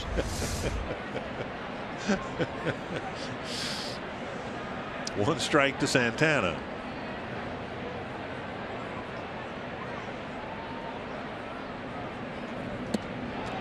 Two strikes to Santana.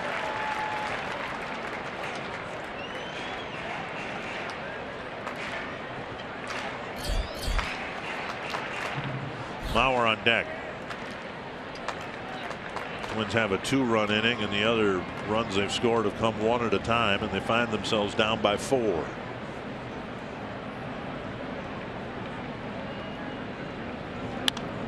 Fouled away. 6 strikeouts so far tonight. There were 14 last night. 55 on the season.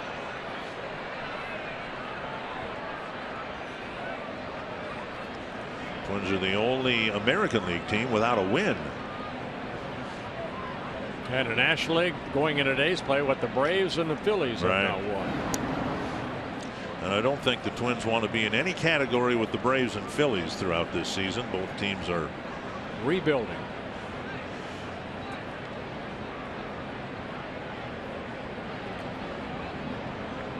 2 strikes to Santana.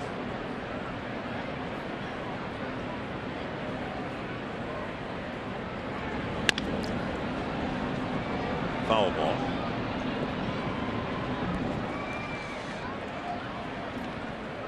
Santana giving Byron Buxton a break in center field. Buxton with 9 strikeouts in 14 at bats.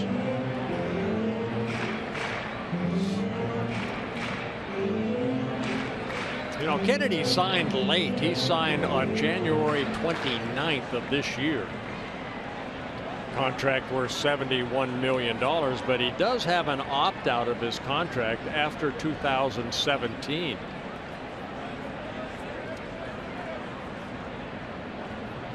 Oh, 2 again to Santana.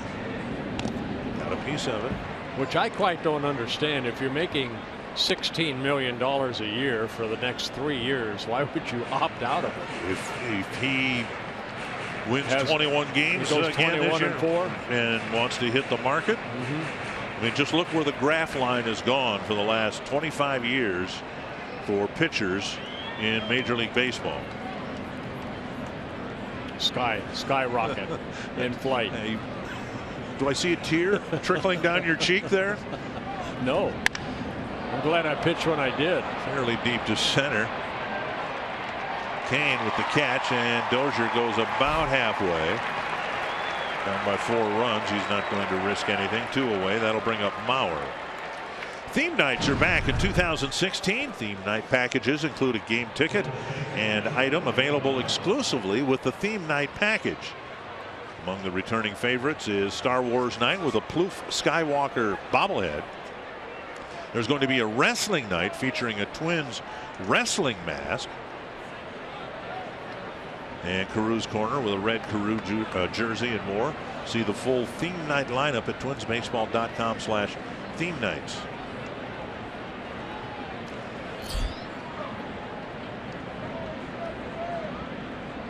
Were you a pro wrestling fan growing up? A little bit, yeah. Hulk Hogan. Hulk Hogan was not around when you were growing up.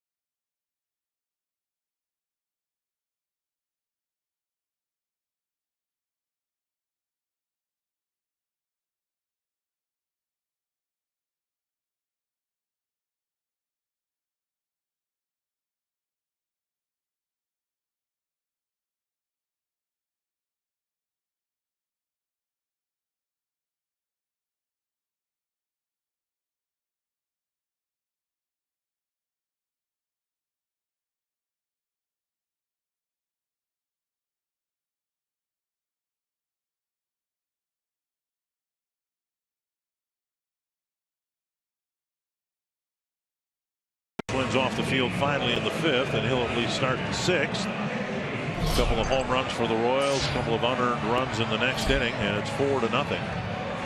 Kendrys Morales, Alex Gordon, and Salvador Perez will bat for the Royals here in the 6th.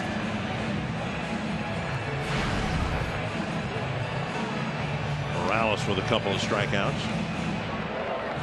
Yeah, Tommy Malone had 4 strikeouts, 4 2/3 innings. Tommy worked 4 runs, 2 earned runs with a walk.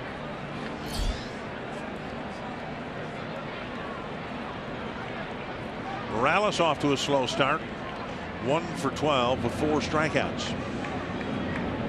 Now batting as a left-handed batter, and he takes ball 1.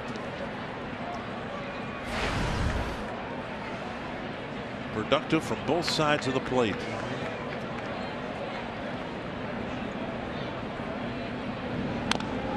The Royals got from Morales last year what the Twins hoped to get from him the year before. Didn't sign with the Twins, and the Twins had to activate him immediately in June, and he never really caught up. He didn't have spring training, and the Twins felt like they were, and at the time they were, in contention through the first 2 months of the season. Lifted to deep right center field. Santana back. Gone. A home run. And Morales, who went down swinging in his first 2 at-bats, hits the 3rd Royal home run of the game. And again, they came into the game without any home runs.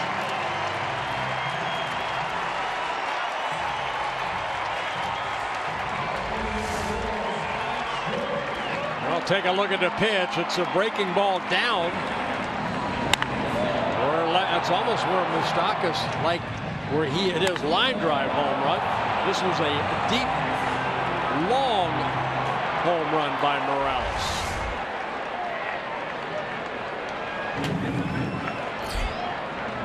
And now Gordon takes up and away.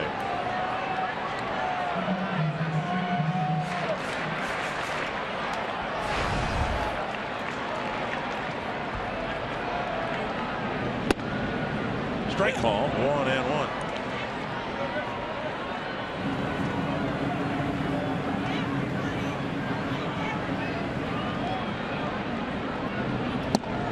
And a swinging strike 2.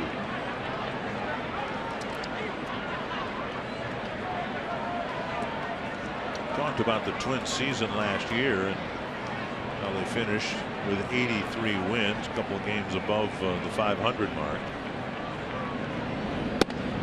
Strikes out for the first out of the 6th. They had only one winning month, but it was a marvelous month of May when they won 20 ball games. And they took a step backward in June, winning just 11 games. In July they won 12, August 14 games, and then in September, October they went 16 and 16. They have to go some to finish April with a 500 record. Strike 1.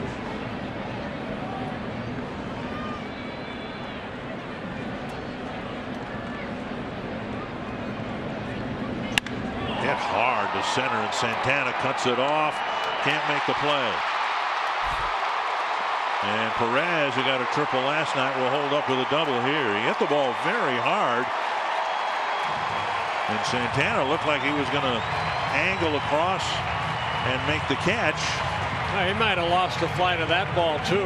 It looked like he got there, looked just maybe underneath his glove. I think he pulled something. Kind of like that right leg. Yeah.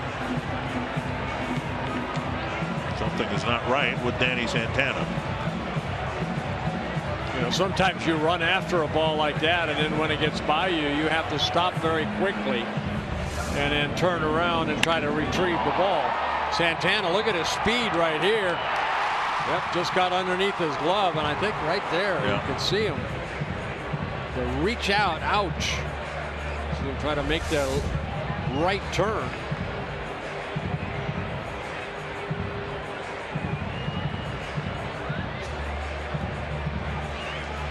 Eddie Rosario motioning in the hamstring area, and it kind of looks like that's where Santana felt at least a twinge. Buxton, of course, didn't start. He may relieve Santana here.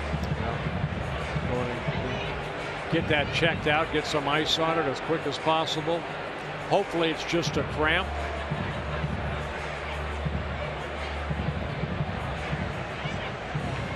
Santana was envisioned as being a key guy and a very versatile player for the Twins. He had a great spring training, and almost needs some help from Dave Prumer, the lead trainer, to come off here. He's leaning on Broomer to try to. I think the more he's walking on it, the tighter it's getting.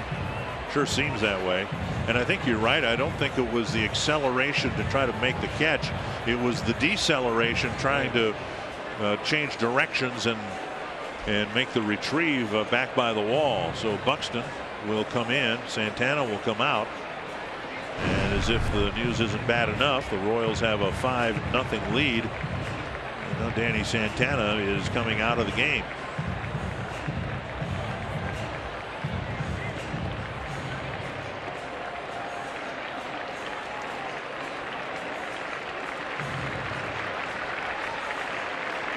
Nice applause by the fans over the Twins dugout as Santana is nearing the dugout.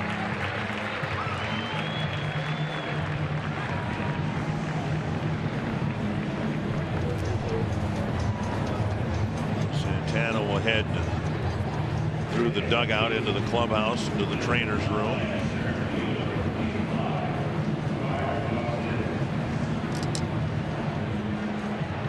And Buxton will stay in center field. He'll hit in Santana's spot, which was the second spot on the batting order.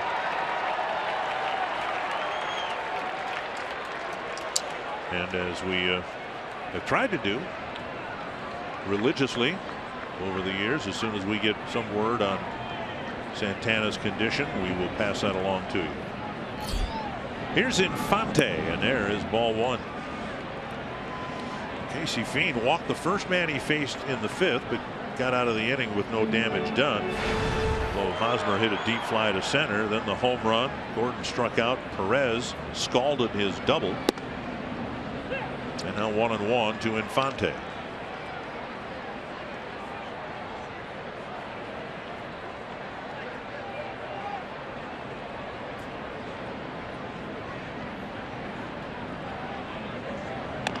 Right off the end of the bat, and that will roll foul. 1-2. The Budweiser Roof Deck is the ultimate Minnesota Twins outdoor experience. The roof deck is available for your group of 250 guests on both Independence and Labor Day weekends. Your clients and staff will love the sweeping views, amenities, large fire, everything you need for mixing game time with social time. Go to twinsbaseball.com/groups to learn more about how your group can experience the Budweiser Roof Deck.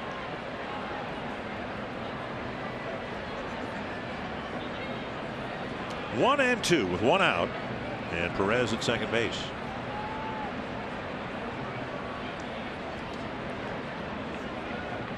And Buxton's challenged right away. A liner hit right at him. There's the catch out number 2. Pretty well hit ball. They got a little off the end of the bat, creating a fly ball out. Paulo Orlando.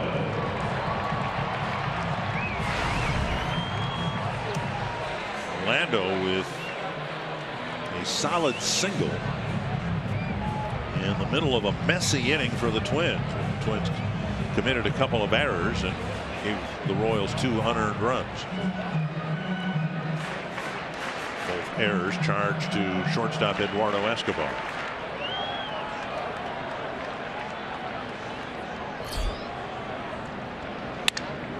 That's to left center field and down for a hit. Sounded like he cracked his bat, and Orlando has his second hit of the ball game, and the Royals got 2 in the 4th, 2 in the 5th, and so far 2 more here in the 6th. Yeah, Paulo Orlando, 30 years old, spent 10 years in the minor leagues, finally got called up last year. Born in Brazil, didn't play a lot of baseball as a youngster, more soccer. And Paul Molitor's coming out, be a pitching change. Michael Tonkin has been warming up in the bullpen. So Casey Fien hit around a little bit here. Faced 7 men, retired just 3. And he'll come out with 2 gone in the 6th. Michael Tonkin will make his 2016 debut when we come back.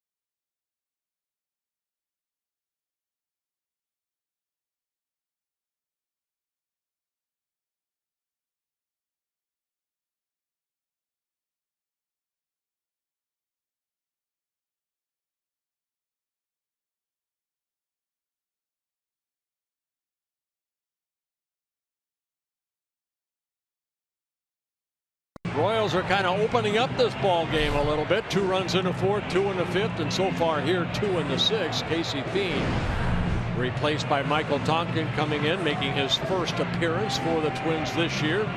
Last year up and down between Rochester and the Twins, 26 relief appearances. No record.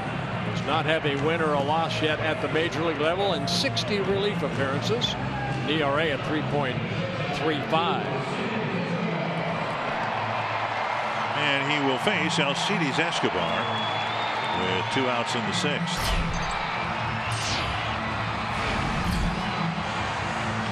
Escobar 0 for 3. Tonkin with a very good moving fastball, hard slider, and a changeup.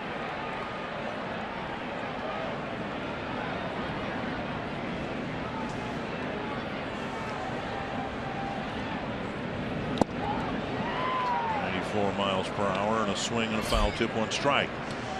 Tonkin has been groomed just within the last week and a half into a long reliever. Now in tonight's game, I would imagine the Twins would like him to get the last out here in the 6th.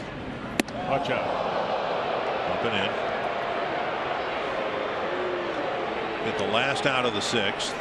Pitch through the 7th, and then unless there's a reversal in the tone and direction of this game, Glenn Perkins might get the 8th inning. 1-1. Runner goes, and the pitch driven to right field. And that ball goes by Arcia to the wall. Another run will score. And Escobar flying to third base. He's got an RBI triple.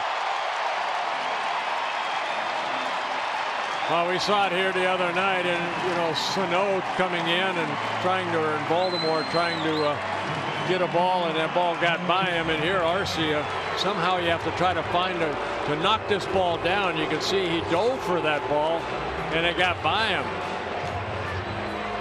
Got to find a way to knock that ball down. Escobar getting that fastball, driving it the other way. That's a ball, in my opinion, has got to be knocked down to keep Orlando at third base. I don't understand the intent of the slide. You make a smaller blocking target by going down like that. And that ball had to have been cut off, and it wasn't. And the 5th inning was ugly, and now the 6th isn't looking too pretty either. They've given him a triple, and I guess they have. It's no contact. The Royals have hit for the cycle here in the 6th. Well, watch him right here. You've got to go back and then cut it off. I don't know why. I mean, if he had stayed on his feet, he could at least, I think, knocked it down. That would have kept Orlando maybe at third. Instead, it's an RBI triple for Escobar, driving in his first run of the year.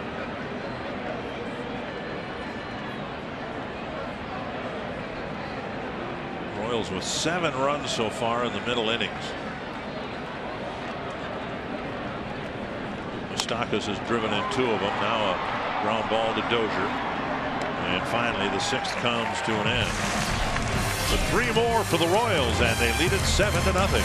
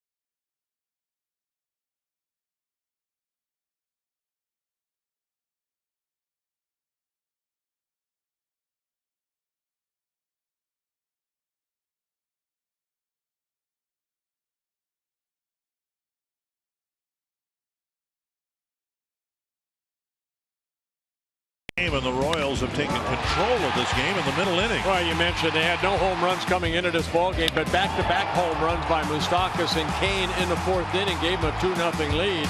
They added 2 more unearned runs in the 5th, and then the 6th inning started off with Morales' solo home run. They added a couple more runs, and so far on the mound for the Kansas City Royals, Ian Kennedy, outstanding. 6 shutout innings. He's allowed only 3 hits to the Twins, 1 walk, 6 strikeouts, and he comes into this inning with 89 pitches thrown. Trevor Plouffe takes a strike on the outside corner. Plouffe, Arcia, and Park, middle of the Twins lineup. Plouffe with a single his last time up. He hooked a liner right down the left field line, but where that typically means a double, with the Royals left fielder Alex Gordon out there, he retrieved the ball quickly, and Plouffe did the smart thing in holding it first with a single. 1-2. Well, Kennedy's done a good job of changing speeds, adding and subtracting. Same thing Tommy Malone tried to do and did well for the first 3 innings. Fell behind him was Moustakas, and he hit the home run. Breaking ball, 2-2.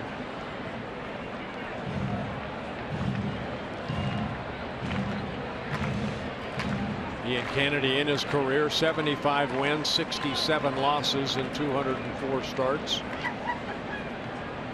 Has only 2 complete games, one of those a shutout. And now a full count. In defeat last night, the Twins did not exhaust, but work over the Kansas City bullpen quite a bit. Swing and a miss and a strikeout. And strikeout number 7.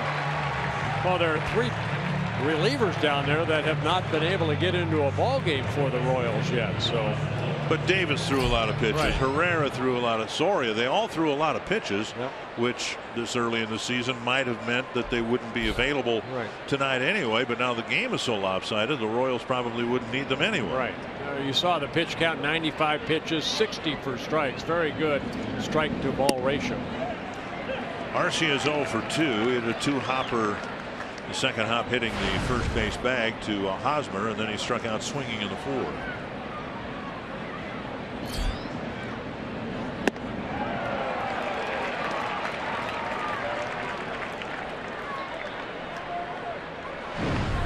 Danny Duffy getting loose in the Kansas City bullpen.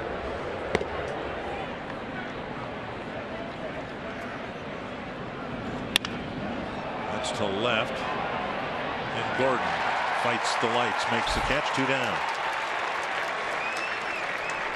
And that'll bring up Byung-Ho Park. If you just joined us, Tommy Malone pitched 3 perfect innings, gave up a couple of solo home runs in the 4th. Twins committed a couple of errors that cost him 2 more runs in the 5th. Malone was out of the game. Danny Santana had to leave with an apparent hamstring injury. So this has not been a good night for the Twins. And you and I all but guaranteed a Twins win today. Yeah, we did. I think everybody that's a Twins fan guaranteed a Twin win because we want to win, but doesn't look like it right now. We need one heck of a comeback.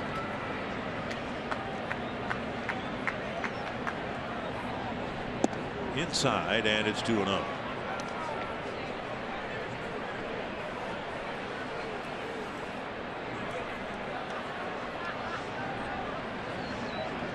Fans still coming to Kansas City, but they're outnumbered by Royals fans. This one into center. Park has a base hit after a couple of strikeouts. Big moment for Byung-Ho Park last night.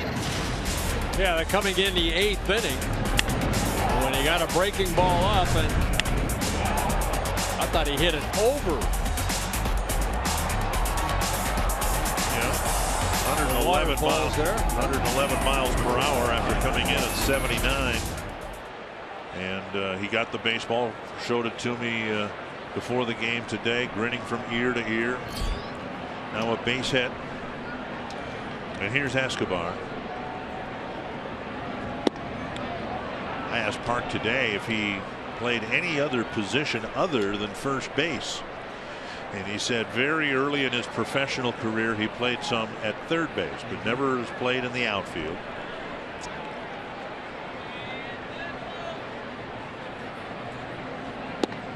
We talked about it a lot last year. The Twins outfield defense was a big reason the Twins won 83 ball games. It was an asset. And now we've had some misplays in right field.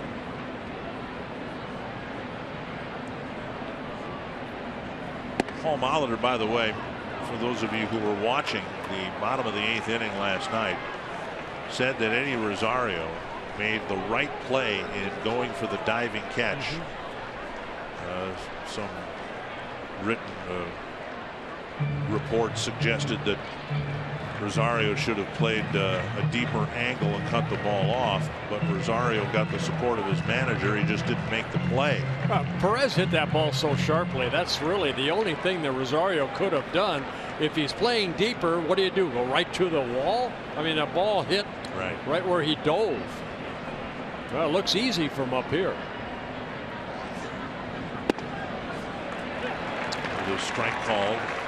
3-1 to Escobar. Now the one to RC, I think that was a box up. Okay, he boxed that up.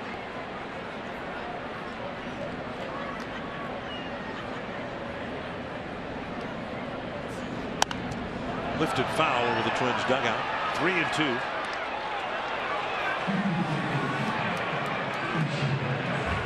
Kennedy trying to get the final out here in the 7th inning. Danny Duffy warming up in the bullpen. Pitch a whale of a ball game. 106 pitches, 66 strikes, giving up only 4 hits and a walk, and those 5 batters have reached in 5 different innings. He hasn't given up more than 1 base runner per inning. Park takes off and the pitch pulled foul.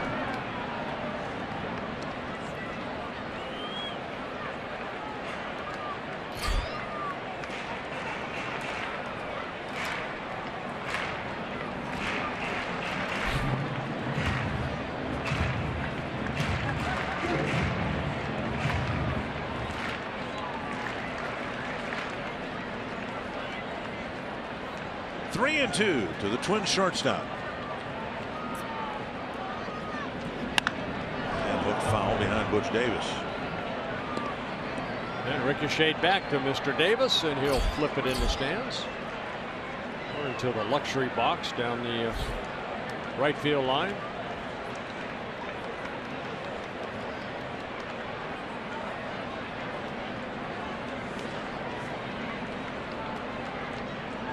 Another 3-2 coming. Pitch number 109. And a bleeder into right field, a base hit. Park will go to third base. First time in the ball game tonight where the Twins have gotten 2 base runners on in 1 inning, and that might allow Kennedy to get a nice standing O from the Royals fans here with Ned Yost coming out. Yeah, with Duffy warming up, the left-hander, and Rosario coming up. Ned Yost signaling to the bullpen. And Kennedy will get a nice applause.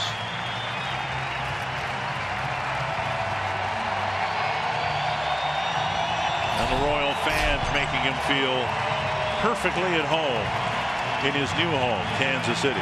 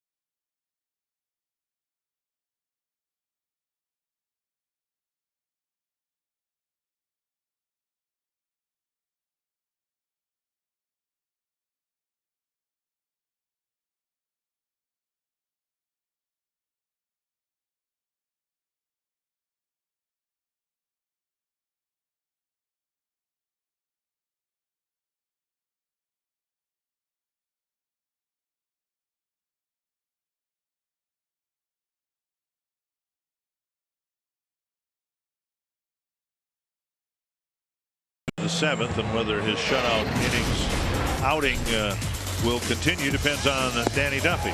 Well, like you mentioned, up until the back-to-back singles in the 7th, really no damage or no inning that he was, say, under duress. He pitched a whale of a ball game into the 7th inning, and now he's relying on his bullpen to pick him up. And the first one out of the bullpen would be Danny Duffy, making just his 2nd appearance out of the bullpen. An inning and 2/3 so far, just 1 hit allowed with a walk and a strikeout. Danny Duffy, 27 years old. This is his 6th season with the Royals. Miguel Sano will hit for Rosario. Former starter, now a reliever. Escobar takes second base. The Twins trying to put together a 2-out rally. Perez will go to the mound and change the signals with a runner at second now. 1-0 to Sano. And that's what, we were talking a little bit about their bullpen, how, Davis was a former starter. Luke Hochshaver, former starter. Duffy, a former starter. Now they're big components to a great bullpen for the Royals.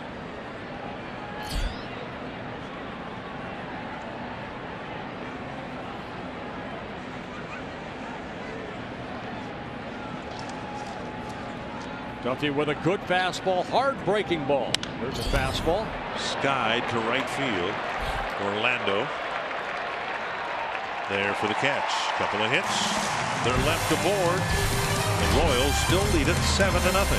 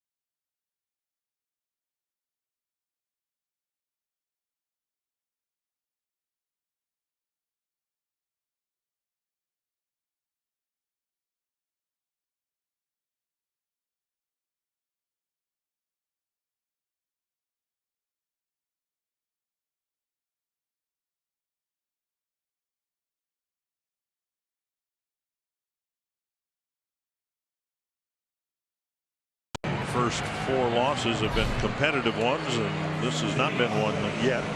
This week only, T-Mobile customers can get a free season-long subscription to MLB.tv Premium. Go to T-Mobile.com/MLB to sign up now and catch every moment on America's fastest-growing LTE network. Michael Tonkin will pitch first to Lorenzo Cain. The Twins have shifted the outfield around a little bit. Waldo Arce has moved over to left. That's where Rosario was. Rosario was pinch hit for by Sano, and he'll take over in right. Cain, the batter. Look at Tonkin. Even the numbers he's put up, he hasn't been in a lot of high leverage situations. But he's done okay in his major league innings. We showed you the numbers: an ERA of 3.35, a hit per inning pitched, roughly 6 homers. Hasn't had control issues to speak of. I think the last couple of years have just kind of been a numbers game for him, going up and down, because he goes down to Rochester and he pitches really well. Well, last year 25 hits, 41 innings, 14 saves, an ERA of 1.10. And so Tonkin, like Arcia, out of options. And at least in Tonkin's case, if the Twins tried to sneak Tonkin through, someone would pick him up. I'm less convinced that that's the case with Arcia, but in Tonkin's case, you got a big, tall guy who had started years ago in the minors. He's been an exclusively relief pitcher now for 5 years. To the right field corner, fairly deep, but Sano is there to make the catch, one away. Well, he has a fastball that we saw on Escobar. He'll throw it up and in. You know, he's effectively wild at times, and I think sometimes that can be to your advantage. Now I think what they want Michael to do is to be stretched out a little bit, because the Twins need somebody in case of a short start to go maybe 2-3 innings out of that bullpen. For instance, if you had a game like we had on Monday in Baltimore. Now Tonkin wasn't ready to do that after the rain delay after 2 innings. He had just pitched 3 innings. I believe it was Saturday. And was not ready to pitch. But if you're Michael Tonkins of the world, you fill whatever need up here there is to keep you in the big leagues, and then you go from there. The Twins last year with Trevor May put him in the 7th and 8th inning out of the rotation because that's where the need was. In Tonkin's case, if he's going to be on this team and not be sent through waivers and maybe claimed by somebody else, the opening is for a long reliever. Hosmer draws a walk. We'll bring up Morales. Let's take another look at this last pitch. You're not going to tell me that was a strike. No, that's down and away, but you saw the movement of, of his pitches. Fox Tracks presented by Carrier. Here's Kendrys Morales. Hit a home run against Casey Fiends last time up.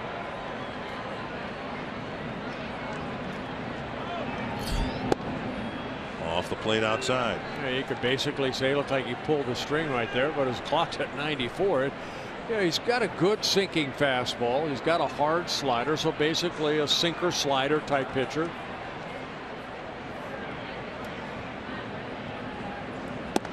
Remember a guy who was with Oakland and Cleveland who was a really good setup reliever by the name of Eric Plunk? Yes. Well, Michael Tonkin has reminded me ever since he first came up here as a Eric Plunk type of guy, potentially because of his frame. Plunk was big guy, 6'6", I think. Tonkin might be a little bit bigger than that. 6'7" listed. But the same type of guy, a fastball, sinker, slider type of pitcher. You see that says it got the lower part of the strike zone. But instead it's 3-0 to Morales. It's the inconsistency. There's a strike.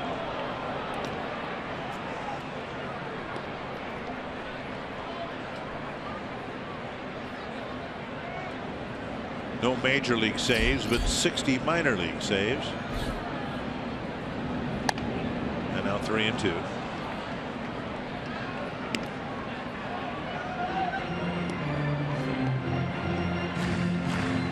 One thing that the Twins like about Tonkin, he keeps the ball in the ballpark. On 500 professional innings and just 29 home runs. Yeah, signed with the Twins back in 2008. We said before he's the brother-in-law of Jason Kubel, former Twin. 9th season with the Twins, getting a shot.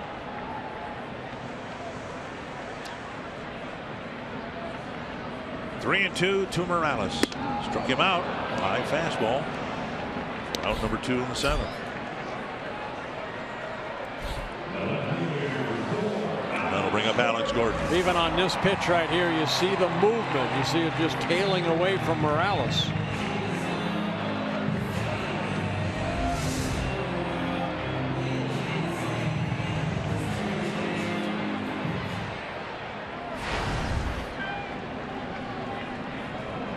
Gordon is 0 for 3 with a couple of strikeouts. Ball 1.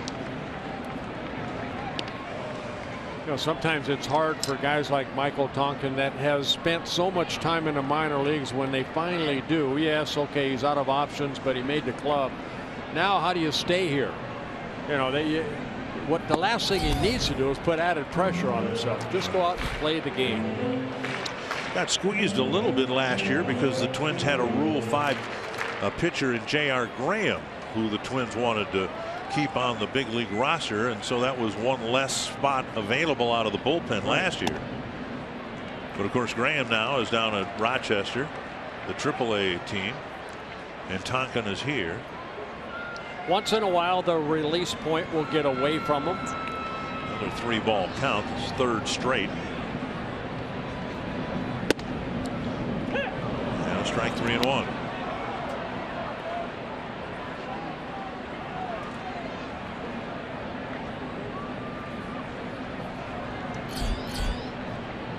Tonkin hoping to get Gordon, and instead he walks it. 2 walks this inning.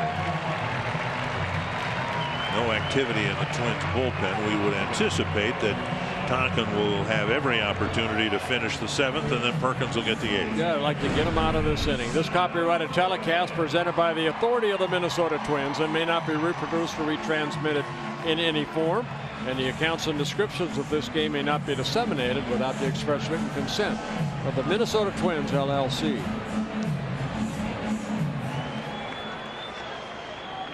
Perez has scored a couple of runs. A walk and a double his last 2 times up. And a slider missing. 29 pitches now, 14 strikes.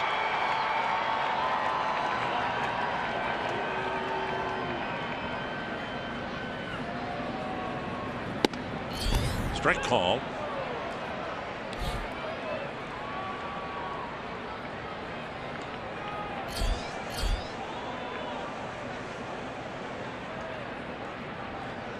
And hopefully that will improve. Good slider there. And a nice catch by Suzuki. Yeah, I think Perez guessing fastball right there. He missed that by a yard.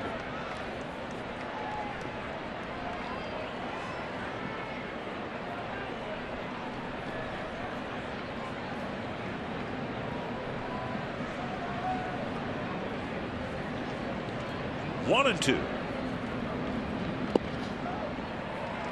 Another breaking ball. This time Perez lays off, and it's 2 and 2.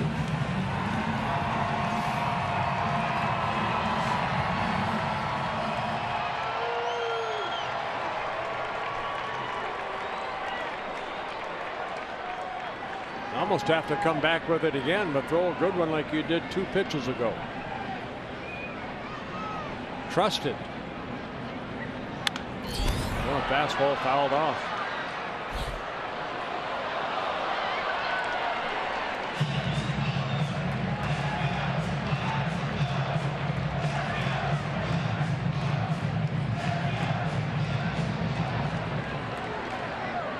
Two and 2 to Salvador Perez. And fastball. Kind of yanked that one outside. 4th straight 3-ball count. There have been 2 walks and a strikeout. And well, way too many pitches thrown by Michael Tonkin. Runners will go here. And it's fouled back. Well, Perez has gotten a piece of the fastballs. And the only swing and miss coming on the slider. Yeah, he tried 2 other sliders, but missed down and away. So he's got to put himself in that situation. Does he have confidence in throwing that slider on 3-2, or are they going to stay with the fastball? Tapper behind third. Plouffe with a pickup. He's got plenty of time to throw on one hop to get Perez. Nice play by Trevor. Couple of walks do no damage. On to the 8th.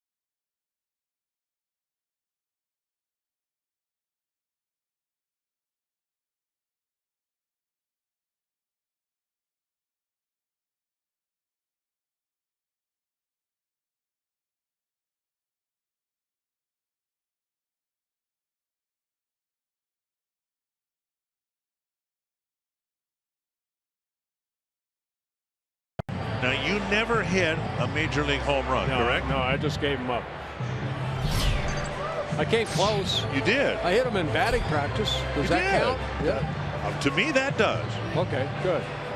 Danny Duffy will face Kurt Suzuki, Brian Dozier, and Byron Buxton. Neil Allen with some encouragement for Michael Tonkin, who wobbled with his control a little bit, but he got through the inning. Suzuki takes low, ball 1. Now, what about, I mean, did you bang one off the fence? No, I was not a very good hitter. I was a I know, but I mean, you must have closed your eyes and I swung had some hard. doubles. I hit some doubles. Montreal, I almost hit one out straightaway center. It was a drive to left. I hit it like that. Gordon going back. See? 1 down. Now, when you got to second on the double, did you ask for your jacket, even though it was like 85 degrees out? If it's inside, no. In Montreal, I suppose it was inside. Okay. No, I didn't get a double in Montreal. I just said I hit it a long ways. Here's Dozier. A walk, a strikeout, and a foul out. Yeah, I got a double off of Phil Niekro with bases loaded. And we won 3-1. I knocked in all 3 runs. Really? That is my claim to an offensive production. And I would imagine in Cooperstown, when you see Phil, you might remind him of that. Hey, how you doing, buddy? How you doing? 1-0 to Dozier. He's a nice man. They're going to meet a nicer man than Phil Niekro. Up, and it's 2-0. And he probably didn't remember me doing that because I think he pitched in 1,000 games, didn't he? He probably gave up a few doubles in his time.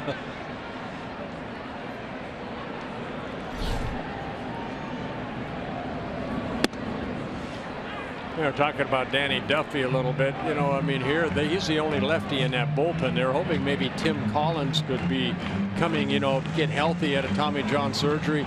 Looks like he's going to have his second Tommy John surgery.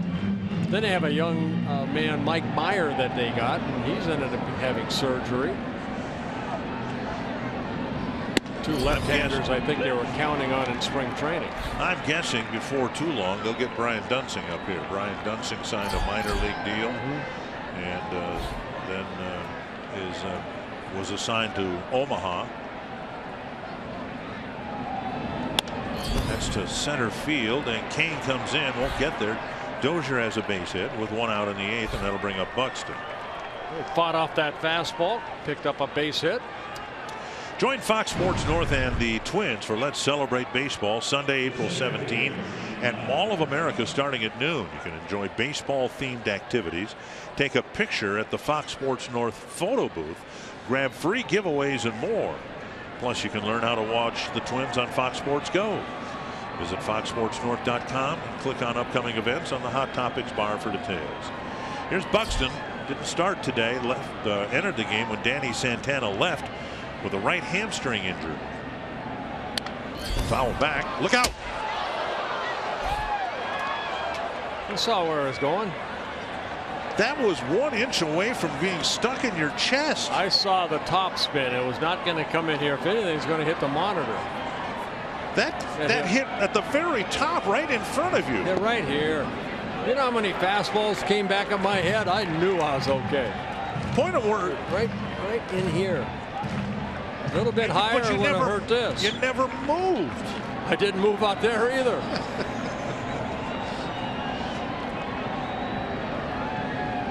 Swing and a miss. And Buxton strikes out for the 10th time in 15 at bats. Yeah, that good sinker right there. Good fastball. Had some sink on it. And Duffy picking up his first strikeout.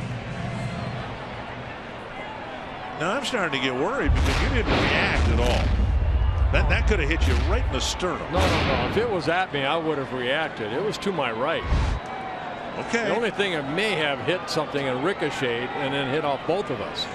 We didn't want that. We don't want pinball being played up here. There's Mauer. Ball 1. But that is the closest a baseball came to me. You caught one. I've caught a number of them, actually. I saved your life at Tiger Stadium. I don't know if you remember that. Well, I was underneath the table, but I appreciate that. 1-0. I was surprised, frankly, and disappointed that you didn't mention that in your Hall of Fame induction speech, that you were there because I caught a line drive that was headed right for your head at Tiger Stadium in Detroit. You were kind enough to mention me. I was very flattered about that. But I thought I did. You did, but you didn't mention the fact that you were alive and were able to give your speech because I saved your life. Well, the next time I go in, I'll remember that. Bauer with a base hit. Dozier will go to third. And that'll bring Plouffe to the plate with 2 men on. We still need quality at bats no matter what the scoreboard says, and Joe Mauer fighting off a fastball, getting a base hit, his first of the ball game. For the Twins, it's their 7th. Royals have 8, but they have 3 home runs. Twins have 7 hits, 6 singles, and a double.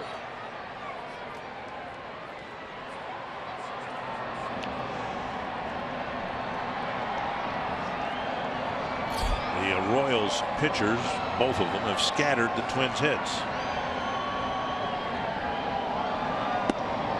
On low, ball 1.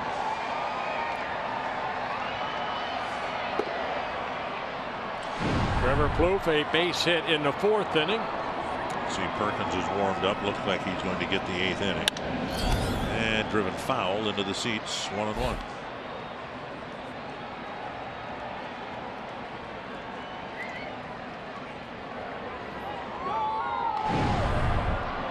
Wong warming up in the Kansas City bullpen. Yeah, he has yet to pitch for the Royals. And now 2-1.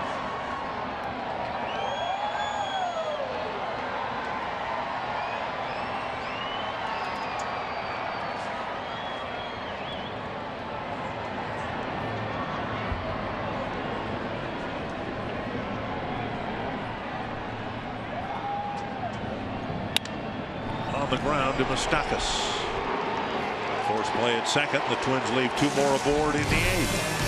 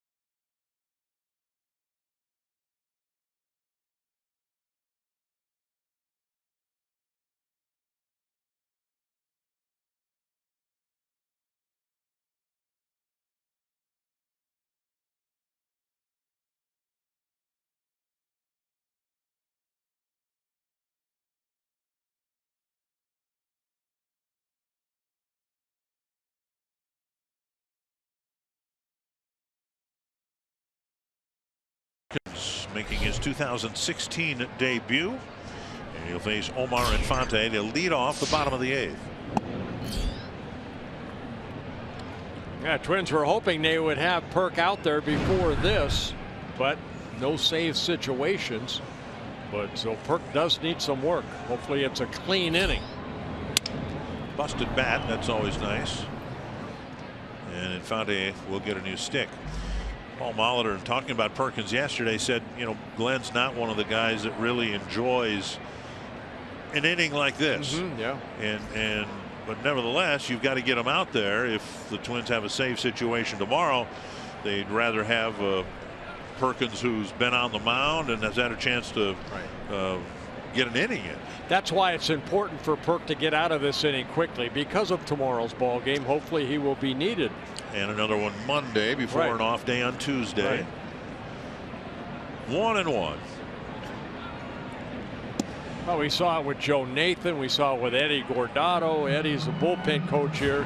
Sometimes you're out like this, they'll end up throwing 25, 30 pitches because they're just not as maybe as sharp or in tune into the situation. One thing we noticed in spring training, and I think Perkins' first fastball was 92, and the others have been at 91. The velocity hasn't been there for Glenn. And Infante drives a 91-mile-per-hour fastball into center for a single. Well, he's made the last 3 All-Star games because of what he's been able to do in the first half of every year.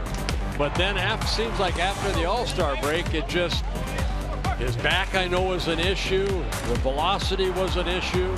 And you can see the difference between the first 38 games last year and the last 22. Well, that's 92, but Suzuki didn't have a chance.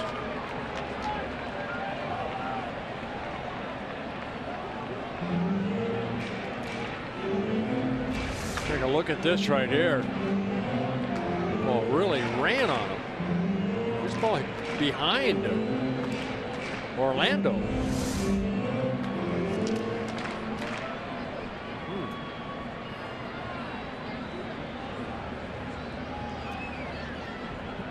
I don't know if there was a message there or not. No, I don't think so. I hope not. I mean, Lino Orlando, my goodness.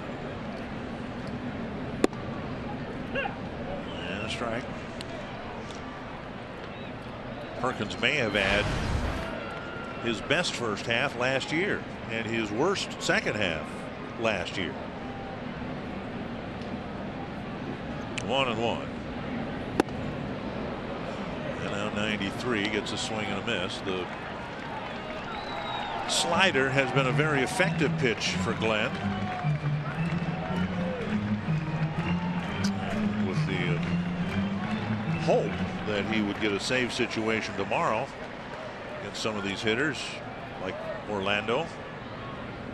There it is right there. He missed with it. 2-2.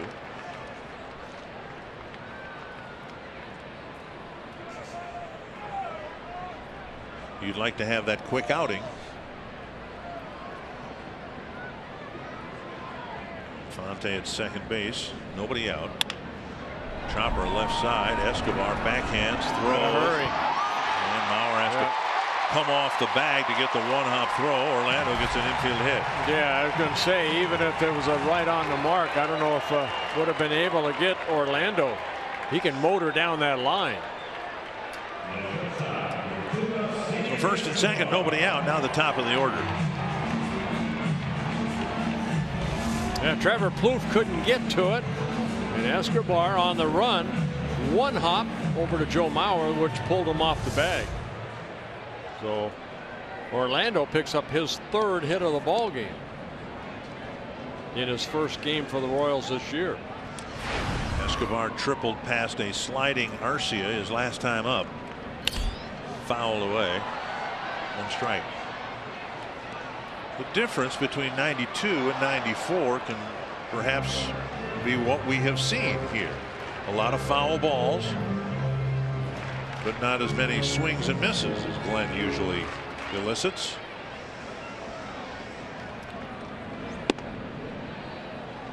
Missing inside. I think we saw it last night's ball game and here tonight. The lineup of the Royals, they can hurt you 1 through 9.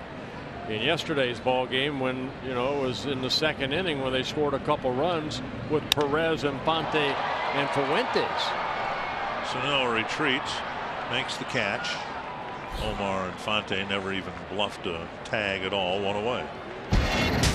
And here tonight, basically, you know, 1 through 9, Eric Hosmer doesn't have a hit, or Alex Gordon, but some of the other guys have done some damage. 1 down, and now Moustakas. Moustakas hit his and the team's first home run of the year in the 4th inning. That was the first run of the game, and the Royals obviously have added plenty after that. Slider hits the corner.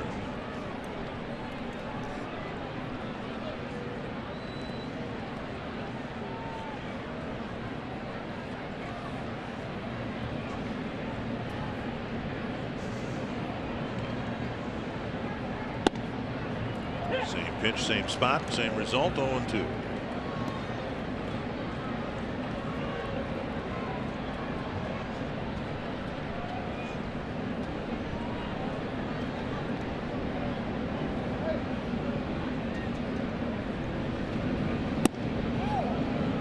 They had not invented speed guns in your career. They'd just gotten around to inventing the wheel when you played. But how hard do you think you threw? As hard as I could. No, but I mean, you know, I was probably in the low 90s. Okay. Yeah.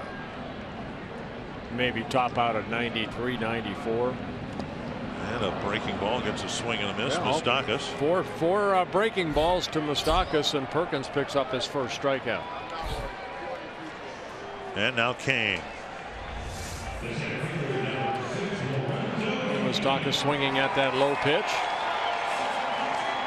And Suzuki doing a good job of keeping the ball in front of him.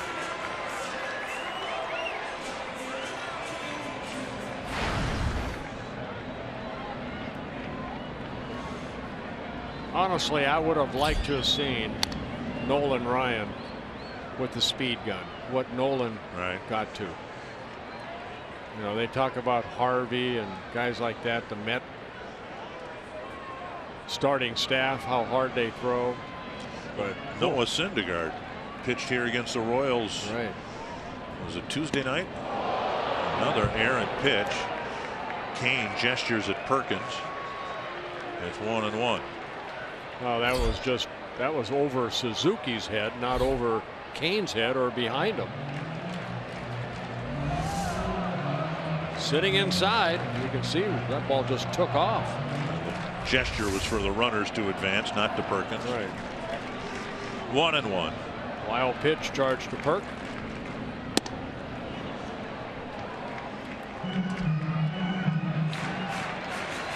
Two and 1. We'll see what you have now. This is going to be the 20th pitch for Perkins. You're hoping that he would have maybe a 14 to 16 pitch inning. Let's have somebody backing up Perkins in case this inning gets longer. Inside again, 3-1. Yeah, this might be the last batter. You don't want to have him throw again, like I mentioned, 25, 30 pitches. Ryan Presley getting loose. And he went swing. Too far. Yes, he did. 3-2.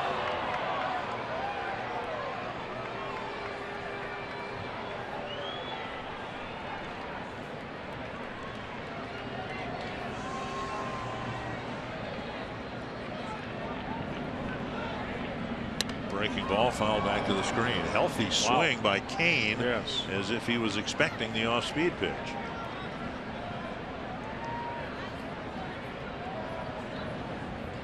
Well, Kane doesn't get cheated anyway. Nice bounce back game for him. 4 strikeouts last night. He's yet to strike out tonight. And a walk will fill him up. And we'll see whether they let him ride with Perkins or whether they're going to get him out of here. Hosmer, the batter, a left-handed batter, so they'll give Perkins, I suspect, one more hitter.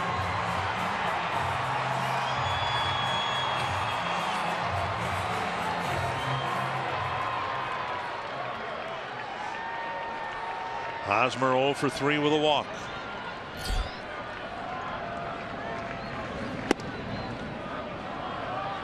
Ball 1.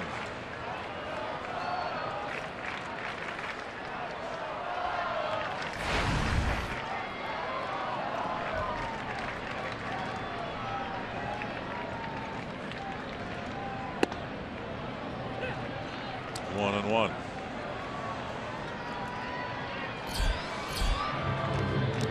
There's 25. Not a good strike to ball ratio either.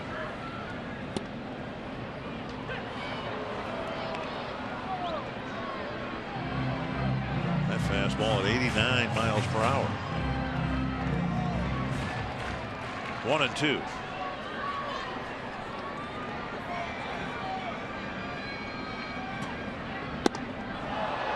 Back up to 91. Perkins leaves the bases full. And it's 7-0 Kansas City.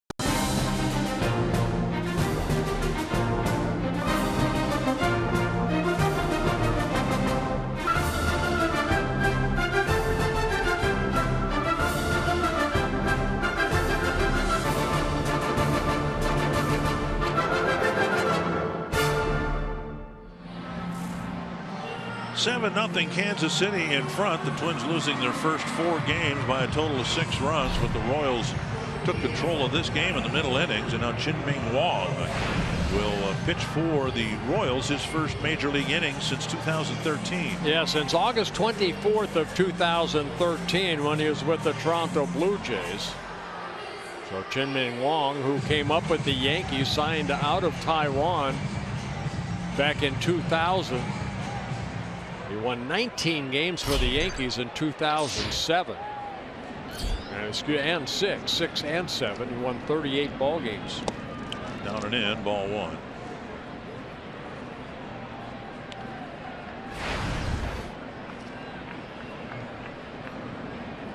In 2009, he went through right shoulder surgery, missed all of 2010.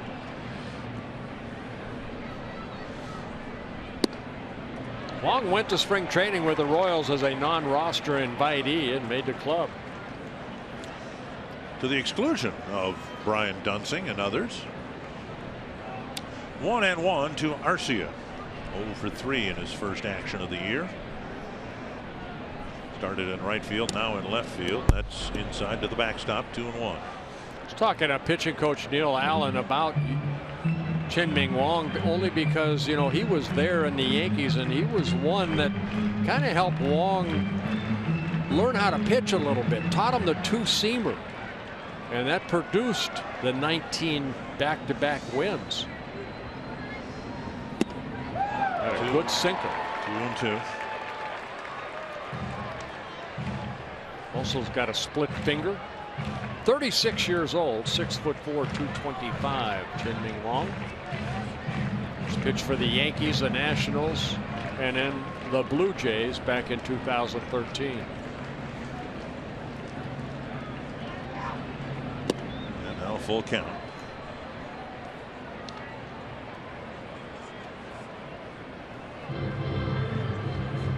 Wong has 62 major league wins, only 34 losses in 126 starts, 136 games. Chop foul.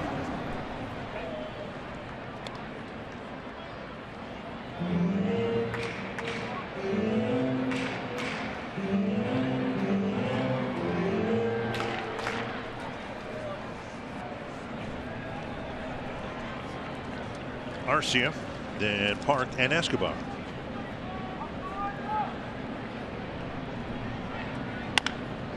And another chopper foul. Twins bench has already been cut in half because of Santana's injury and a pinch hitting appearance. Sano is in, Buxton's in, so a two-man bench left. John Ryan Murphy and Eduardo Nunez. Have to wait and see what the Twins do, if anything, with Santana's situation, a right hamstring strain. And Arcia will go to first with a walk.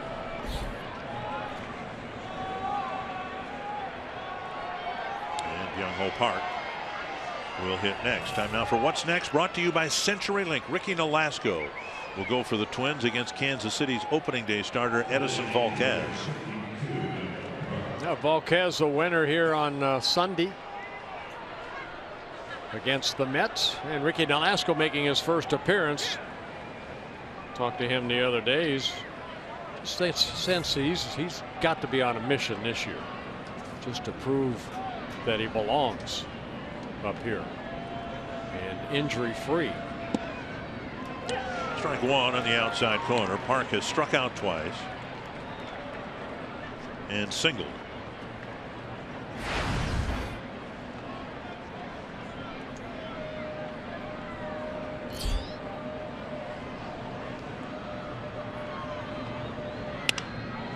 Center field. It's hanging in the air for Gordon.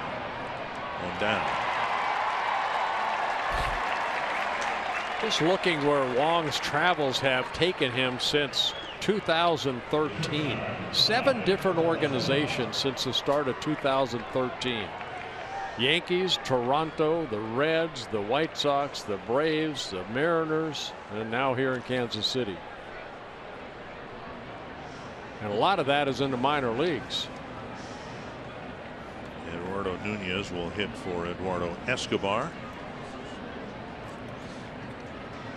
Nunez has seen some time as a pinch runner in a couple of games. First at bat of the year. Strike on the outside corner.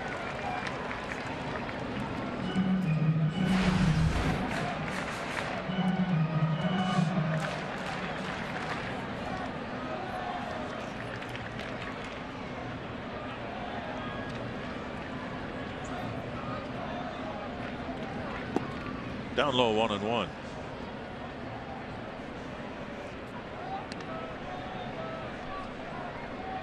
There's a decent chance, I would think, that Nunez might find his way into the starting lineup tomorrow.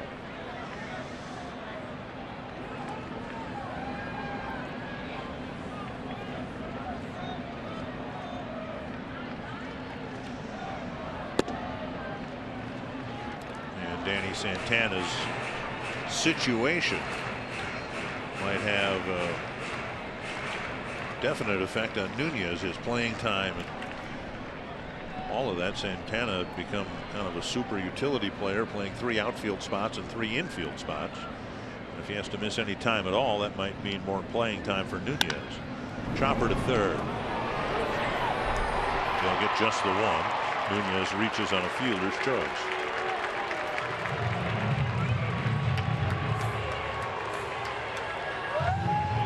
And that'll bring up Sano with 2 outs. And what this means, it's not a silver lining at all, but it'll be the first time that the Twins can strike out 10 times in a ball game. They have 8 strikeouts in the game. You're right, that's not a silver lining. No team wants to be shut out either. Let's see if Sano can catch up to a pitch from Wong. Nunez goes, and the pitch is on the outside corner. Sano pinch hit in the 7th with 2 men aboard, runners at first and third and 2 down, and he hit a fly ball to right field.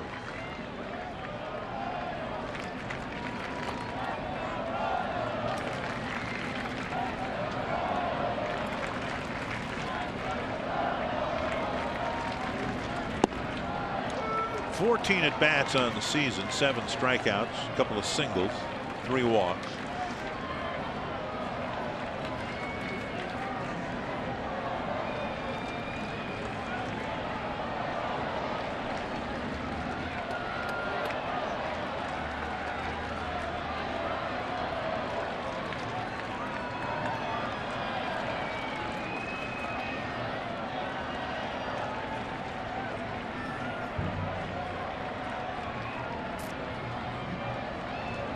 One and one. 2 and 1.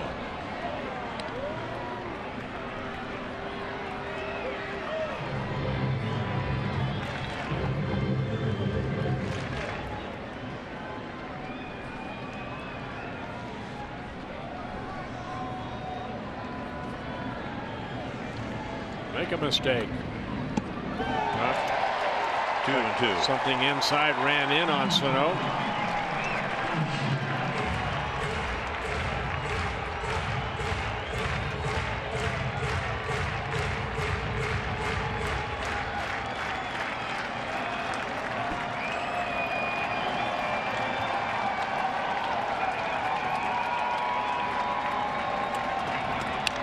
Pop up. And Perez watches it go over the screen.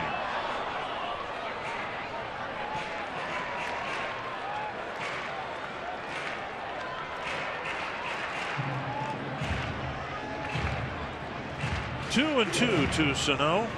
No Twins team has ever started a season 0-5. And the Twins are 1 at bat, 1 out away from doing just that.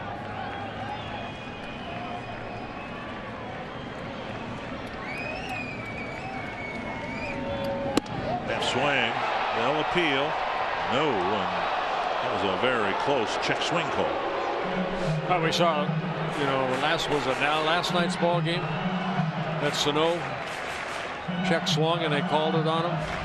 Yeah, in his first at bat. Yep. Right there, he did not go. 3 and 2 to Miguel Sano.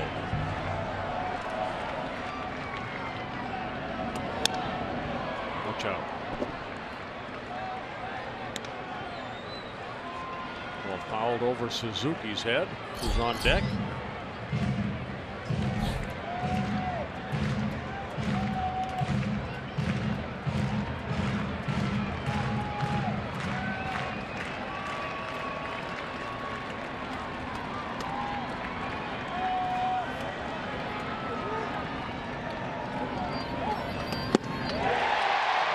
Sano strikes out. And for the first time, the Minnesota Twins have lost the first 5 games of the season. Tom Hanneman, the Twins' other losses were very competitive, and this one not so much.